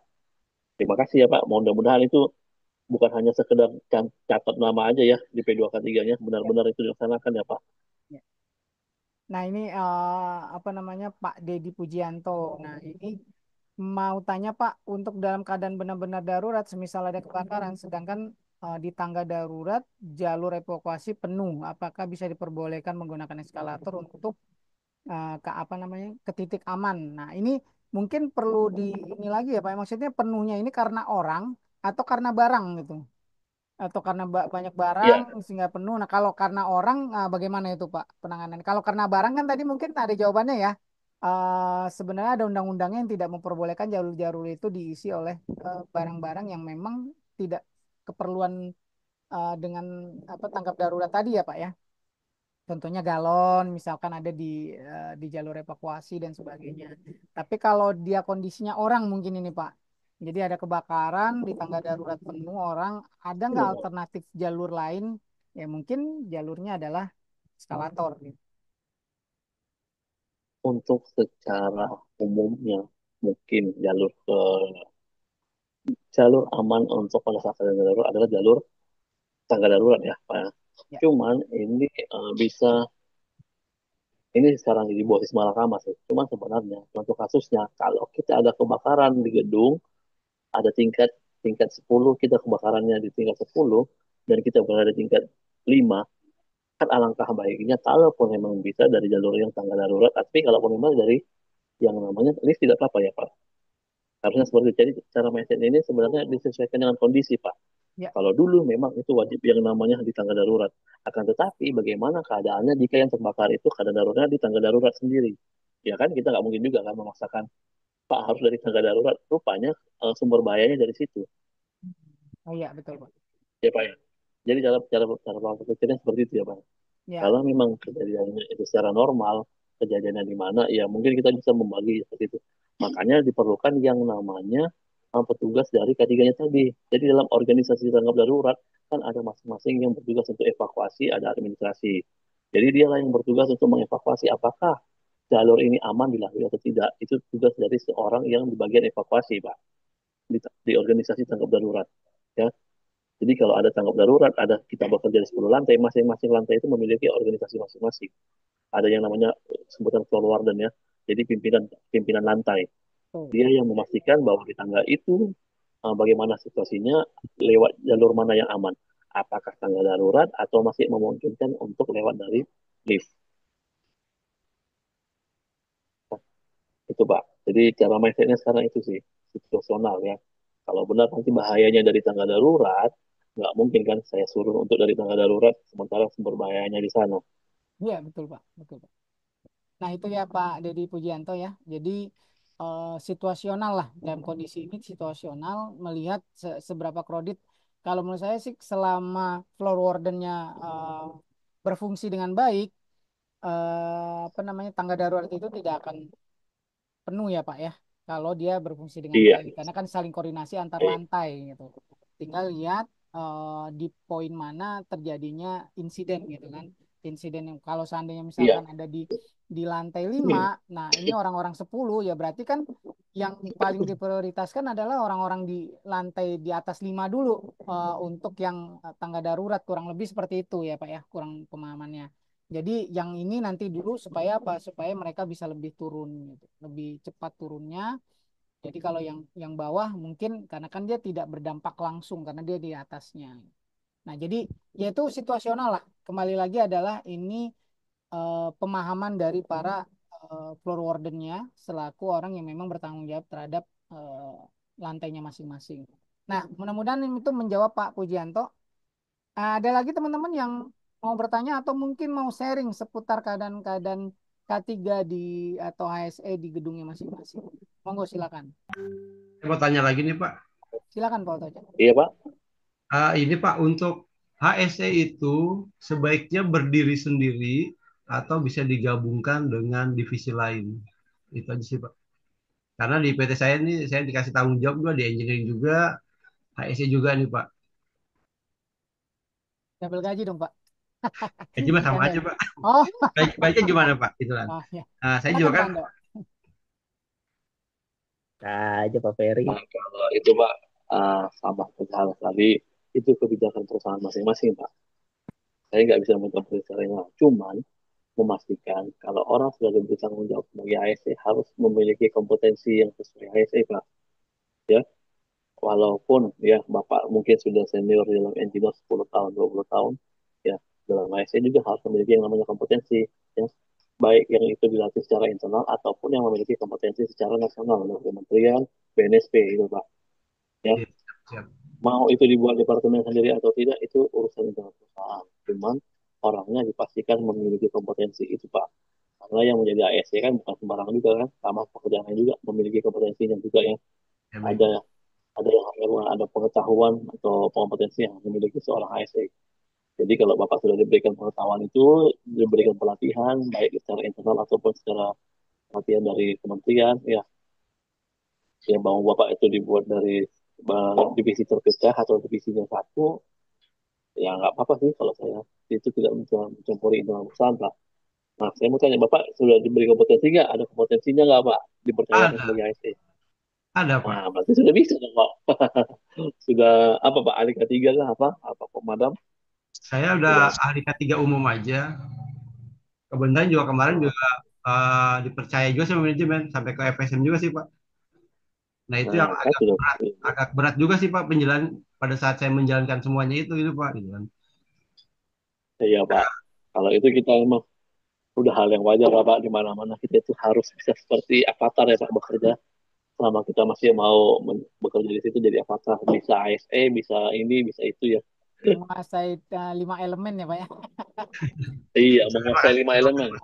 Ya kalau kalau kita berpikir positifnya Pak Taucid, nah berarti Ya, Pak Taucid kan multi talented ya, jadi punya skill yang banyak nih. Ya, suatu saat ya mungkin ada di satu titik kalau dalam ilmu ini apa ya ilmu mindset itu ada di satu titik itu Bapak berada di posisi yang memang hanya ngontrol, tapi Bapak sudah menguasai semua skill yang dimiliki gitu. Memang butuh proses untuk itu, tapi tidak semua orang bisa berada dalam titik itu kalau tidak menjalani proses yang Pak Taufik jalankan saat ini gitu kan. Sekarang positif aja lah. Mungkin pelan-pelan Bapak bisa ajak kopi atasannya Pak. Mungkin untuk naik gaji dan sebagainya. Sekedar saran Pak. itu saya Iya, banyak benar belajar itu di Pak Pak. Tobing ini nih. Oh Ya, ya terima kasih Pak. ya sama-sama Pak Taucid. Oke, Iya Pak. selanjutnya Pak. Ini ada dari Pak Yusuf nih Pak. Untuk belajar dasar-dasar K3, mohon maaf, untuk belajar dasar-dasarnya dari mana Pak untuk mengambil sertifikasi ahli K3 umum? Nah, kebetulan nih Pak Ando ini apa ya? Sertifikasi BNSP ya Pak ya? Dan Kemenaker ya? Kalau Boleh Pak? kalau ahli ketiga Kemenaker Pak. Ya. Nah, itu prosesnya gimana Itu tuh Pak untuk ambil sertifikasi ahli K3 umum Pak? itu tanya ke Pak Taufik itu kayaknya baru itu Pak. Oh, Pak Kalau Taucid ya. kita ya gitu. Iya, biasanya kita itu kalau dalam Kemenaker kita ada pelatihan ya. Sekarang ini banyak yang online sih Pak. Biasanya tuh di 2 minggu ya. Jadi kita itu belajar tentang hukum ya, belajar undang-undang regulasi yang mengatur. Ya, Pak Taufik ya. Harusnya kan sudah tahu tadi kan apa dasar hukum kita Pak Taufik. Undang-undang undang-undang asal undang-undang dari K3 itu tadi ya kita belajar tentang undang-undang nomor 1 tahun 70 ya Pak Taufik ya. Iya, Itu iya. paling dasar ya Iya. yang harus. Itulah apa dasar dari segala sesuatu undang-undang yang kita miliki ya Pak. Kemudian Iya. dari SMK 3, jadi kita di saat pelatihan itu pasti diberikan pengetahuan tentang undang-undang, pengetahuan terhadap yang namanya SMK 3, apa itu P2K3, bagaimana itu investigasi secara dasar-dasarnya, ya. Kemudian lembaga-lembaga K3, pelatihan dan training itu kenapa wajib dilakukan, itu ada ya Pak. Kemudian melakukan simulasi, kenapa simulasi, audit, inspeksi itu wajib dilakukan. Jadi itu sih Pak. Kalau mau apa, kita banyak sekarang yang provider-provider banyak sih Pak. Yang online juga banyak. Sekarang juga harga-harga sudah banyak turun ya daripada dulu-dulu ya. Kalau dulu mah karena kebanyakan offline mungkin harga high. Kalau sekarang ini kebanyakan yang online, harga sudah banyak yang sudah setidaknya terjangkau sih Pak kalau untuk perusahaan. Bahkan untuk pribadi bisa sih Pak. Bisa ikut di provider kok Pak. Banyak sekarang yang bagus-bagus kok Pak. Bisa dicari mungkin di internet. Ya, ini ada yang sharing dari Bu Yenita Andriati ya. Ini saya mungkin sampaikan juga. sekedar sharing, kalau di perusahaan menengah di industri hospitality atau perhotelan, ASE tidak ada divisi khususnya, Pak. Cenderung dicantelin ke bagian GE. Ya, mungkin ini Ya jadi benar itu Bu. betul. Mungkin ini jadi concern juga ya. Maksudnya concern kita semua sih sebenarnya, apalagi kita afiliasi dengan PHRI, Persatuan Hotel dan Resto Indonesia.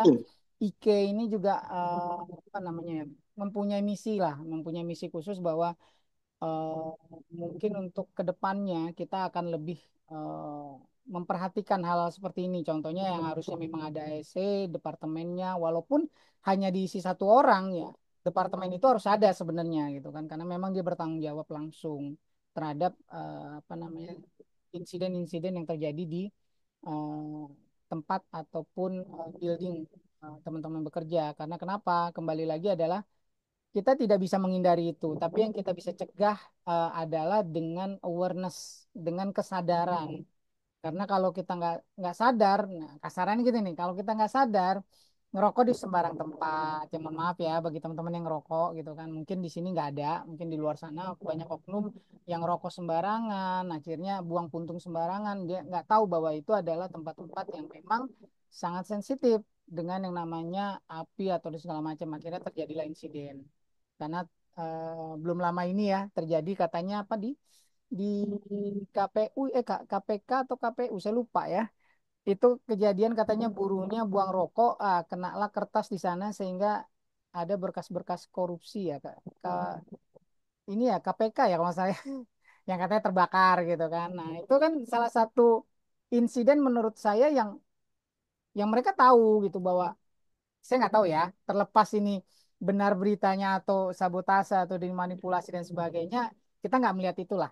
Kalau saya pribadi melihat bahwa ini udah tahu ada kertas di sana atau ada benda-benda yang mudah terbakar dan memang tidak diperuntukkan untuk smoking area di sana, tapi mereka melakukan itu kan suatu yang nggak wajar gitu, nggak awarenessnya nggak ada. Nah itu yang harapan saya sih memang kita lebih menumbuhkan awareness untuk para orang-orang yang memang berkecimpung di dunia building atau gedung bertingkat ini gitu atau gedung perkantoran apalah namanya yang memang bukan hanya sebagai engineer tapi mereka juga bisa berfungsi sebagai ASE juga, orang K3 juga sama Pak Taucit ini kan multi talented sekali gitu kan bahwa engineer punya punya skill itu. Nah, harapan kita juga ya ke depannya kita pun sama gitu. Sekurang-kurangnya nggak skill secara sertifikasi, tapi secara mindset kita awareness dulu.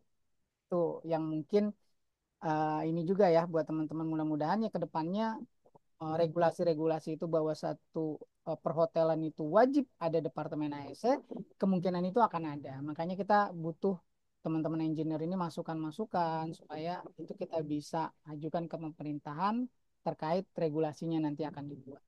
Nah, kurang lebih seperti itu. Mudah-mudahan ini bisa juga menjadi pedoman buat teman-teman juga semuanya bahwa tetap semangat gitu bahwa apapun yang terjadi insiden itu bukan tanggung jawab ASE tapi tanggung jawab kita bersama. Sekalipun misalkan saya sebagai housekeeping ya saya punya tanggung jawab bahwa ketika terjadi insiden itu yang celaka itu bukan ASE-nya, yang celaka kita semua gitu kan. Yang korbannya kita semua, bukan ASE-nya doang. Yang korban ketika tadi insiden, oh iya ASE-nya korban ya biarin aja kasarnya mohon maaf ya. Bukan itu, tapi kan korbannya kita semua. Tumbuhkanlah awareness itu di diri kita selaku orang-orang yang berada di dalam gedung tersebut. Gitu sih tambahan dari saya sih terkait sharing dari Bu Yeni tadi ya, Bu Yeni Andriati. Ya. Nah, Teman-teman semua yang di sini terkait dengan yang disettingkan dengan Pak Ferry terakhir ya, terkait dengan aturan peraturan ya. Kami dari komunitas-komunitas K3 itu dalam awal tahun kemarin itu para petinggi-petinggi terkait dengan praktisi ya senior-senior K3 itu sudah menghadap DPR. Jadi kemungkinan mudah-mudahan ini cepat lagi dalam penyusunan draft undang-undang K3. oke. Jadi di Indonesia ini bakalan ada yang namanya undang-undang K3 yang terpecah dari yang namanya Omnibus Law. Nah, itu Pak. Jadi teman-teman mungkin masalah peraturan apakah memang harus ada orang atau tidak, mudah-mudahan nanti diatur di sana. Jadi kemungkinan karena dari awal tahun kemarin senior-senior itu dari dalam penyusunan di prolegnas ya, legislasi nasional di DPR, Pak. Kayak dengan Undang-Undang K3. Jadi K3 ini bakal ada undang-undang sendiri di Indonesia. Berarti nanti Pak Tocit aman ya Pak ya. Jadi Bapak ketika itu keluar, ya berarti Bapak udah berada di atas ya karena Bapak pegang semua skill di sana gitu ya Pak ya. Siap. Sekurang-kurangnya naik jabatan Pak. Amin, amin. Begitu juga untuk Bu Yeni mungkin yang juga apa namanya mungkin megang HSE juga atau mungkin teman-teman yang saat ini juga bertindak sebagai K3 di salah satu gedungnya. Ya mudah-mudahan dengan adanya regulasi nanti itu memberi dampak positif bagi teman-teman. Oke, mungkin ada lagi yang mau ditanyakan atau mau sharing? Silakan. Sekedar informasi buat teman-teman sambil menunggu teman-teman ada yang mau bertanya atau tidak. Untuk sertifikat nanti akan diberikan adalah maksimum 7 hari dari mulai pelaksanaan dan nanti saya minta nanti saya akan kirimkan secara apa namanya sistem untuk feedback form terkait webinar hari ini ya. Jadi nanti bagi teman-teman yang belum mengisi, mohon maaf, kita belum bisa keluar terbitkan sertifikatnya. Jadi nanti saya akan mengacu kepada teman-teman yang ngisi untuk form feedbacknya. Nanti kita akan kirimkan sertifikatnya. Dan juga terkait modulnya nanti. Nah, nanti juga saya akan kirimkan juga link untuk bergabung di membernya IK Education Center, di mana nanti akan di-share Pak Ando terkait apapun informasi tadi undang-undang yang ditanyakan oleh teman-teman. Mungkin itu dari saya. Ada pertanyaan lagi mungkin? Tidak ada? Dari Pak Ando mungkin ada tambahan Pak? Kalau saya tadi mungkin tambahan terakhir ya teman-teman Ya. terkait dengan yang namanya penerapan K3, seperti tadi yang diinfokan Pak Ferry, K3 itu bukan secara peraturan. Ada pun peraturan tapi kembali lagi ke manusia karena K3 itu lebih bahayanya di manusianya. Ya. Ya, seperti tadi. Iya, sebagai sebagus apapun peraturan kalau kita tidak mau melaksanakan, seperti contohnya tadi ya ada isu yang kejadian kebakaran di KPK itu terlepas dari apa konspirasi apanya, tapi sebagai orang K3 memandang kalau benar kejadian teknologinya adalah ketidakpedulian atau kecuekan terhadap ya tadi kita ini tidak boleh ya membuang sampah atau api ya ada tempat-tempat kertas kita merokok dengan sembarangan ada tidak apa ya ketidakpedulian ya sebagai orang ketiga itu memandang sangat-sangat miris ya itu sih orang ketiga di luar dari konspirasi apapun itu Pak.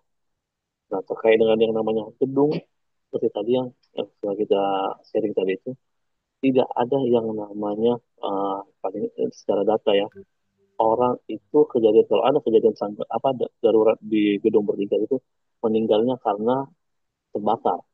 Keseringannya itu karena pada saat evakuasi banyak yang panik. Nah, itu ya. Ya. Panik akhirnya seperti di tangga darurat ada yang warga pijak-pijakan, kemudian pingsan ya, ada yang tolak-tolakan. Nah, itu jadi seperti itu ya, teman-teman.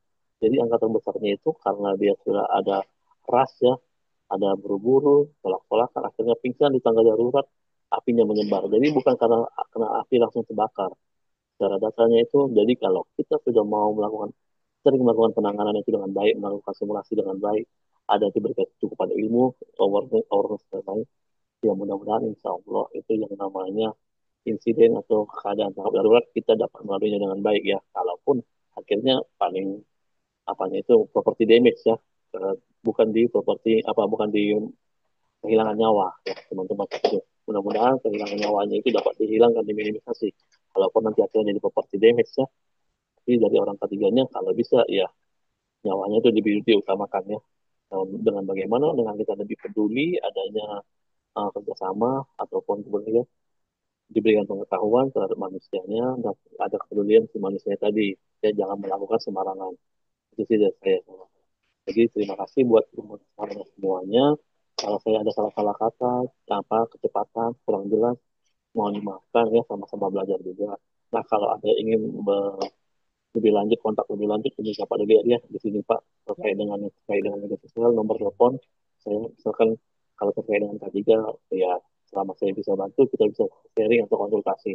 Terima kasih buat Pak Ferry dan buat Kay dan waktunya. Selamat siang. Assalamualaikum warahmatullahi wabarakatuh. Ya, Salam sama-sama sejahtera Pak. buat semuanya. Assalamualaikum warahmatullahi wabarakatuh. Oke, terima kasih Pak. Selamat siang, terima Atas kasih atas informasinya. informasinya.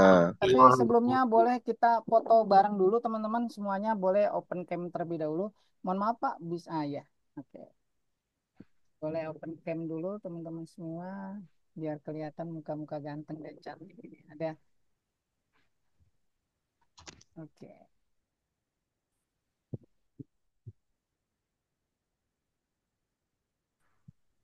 Ya, siap. Saya izin untuk foto.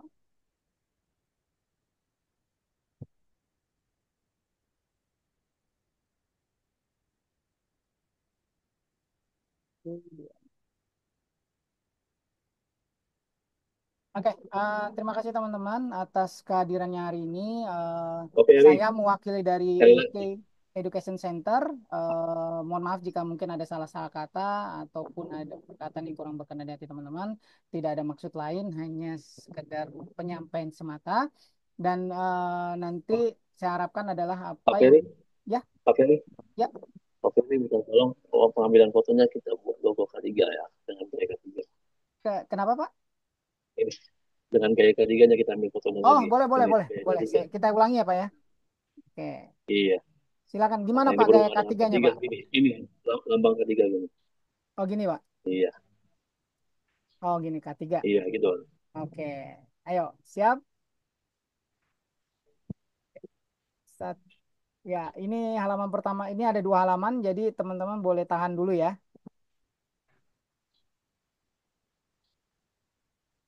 Sebentar, tahan lagi.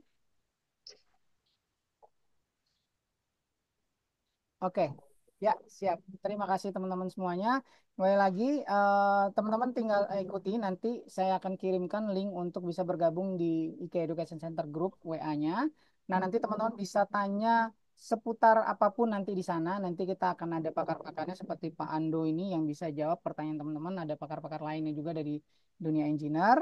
Dan terima kasih sekali lagi atas kehadiran teman-teman untuk di minggu pagi hari ini. Semoga apa yang disampaikan atau pemaparan dari Pak Ando bisa bermanfaat baik di kehidupan teman-teman pribadi ataupun di pekerjaan. Akhir kata, wabillahi taufiq wal hidayah. Assalamualaikum warahmatullahi wabarakatuh. Sampai ketemu di event webinar online IEC selanjutnya. Terima kasih. Waalaikumsalam warahmatullahi Waalaikumsalam. wabarakatuh. Terima kasih, Pak. Waalaikumsalam warahmatullahi Waalaikumsalam wabarakatuh. warahmatullahi wabarakatuh. Terima kasih Pak Ferry buat sebentarnya. Ya, sama-sama Pak. Makasih Pak.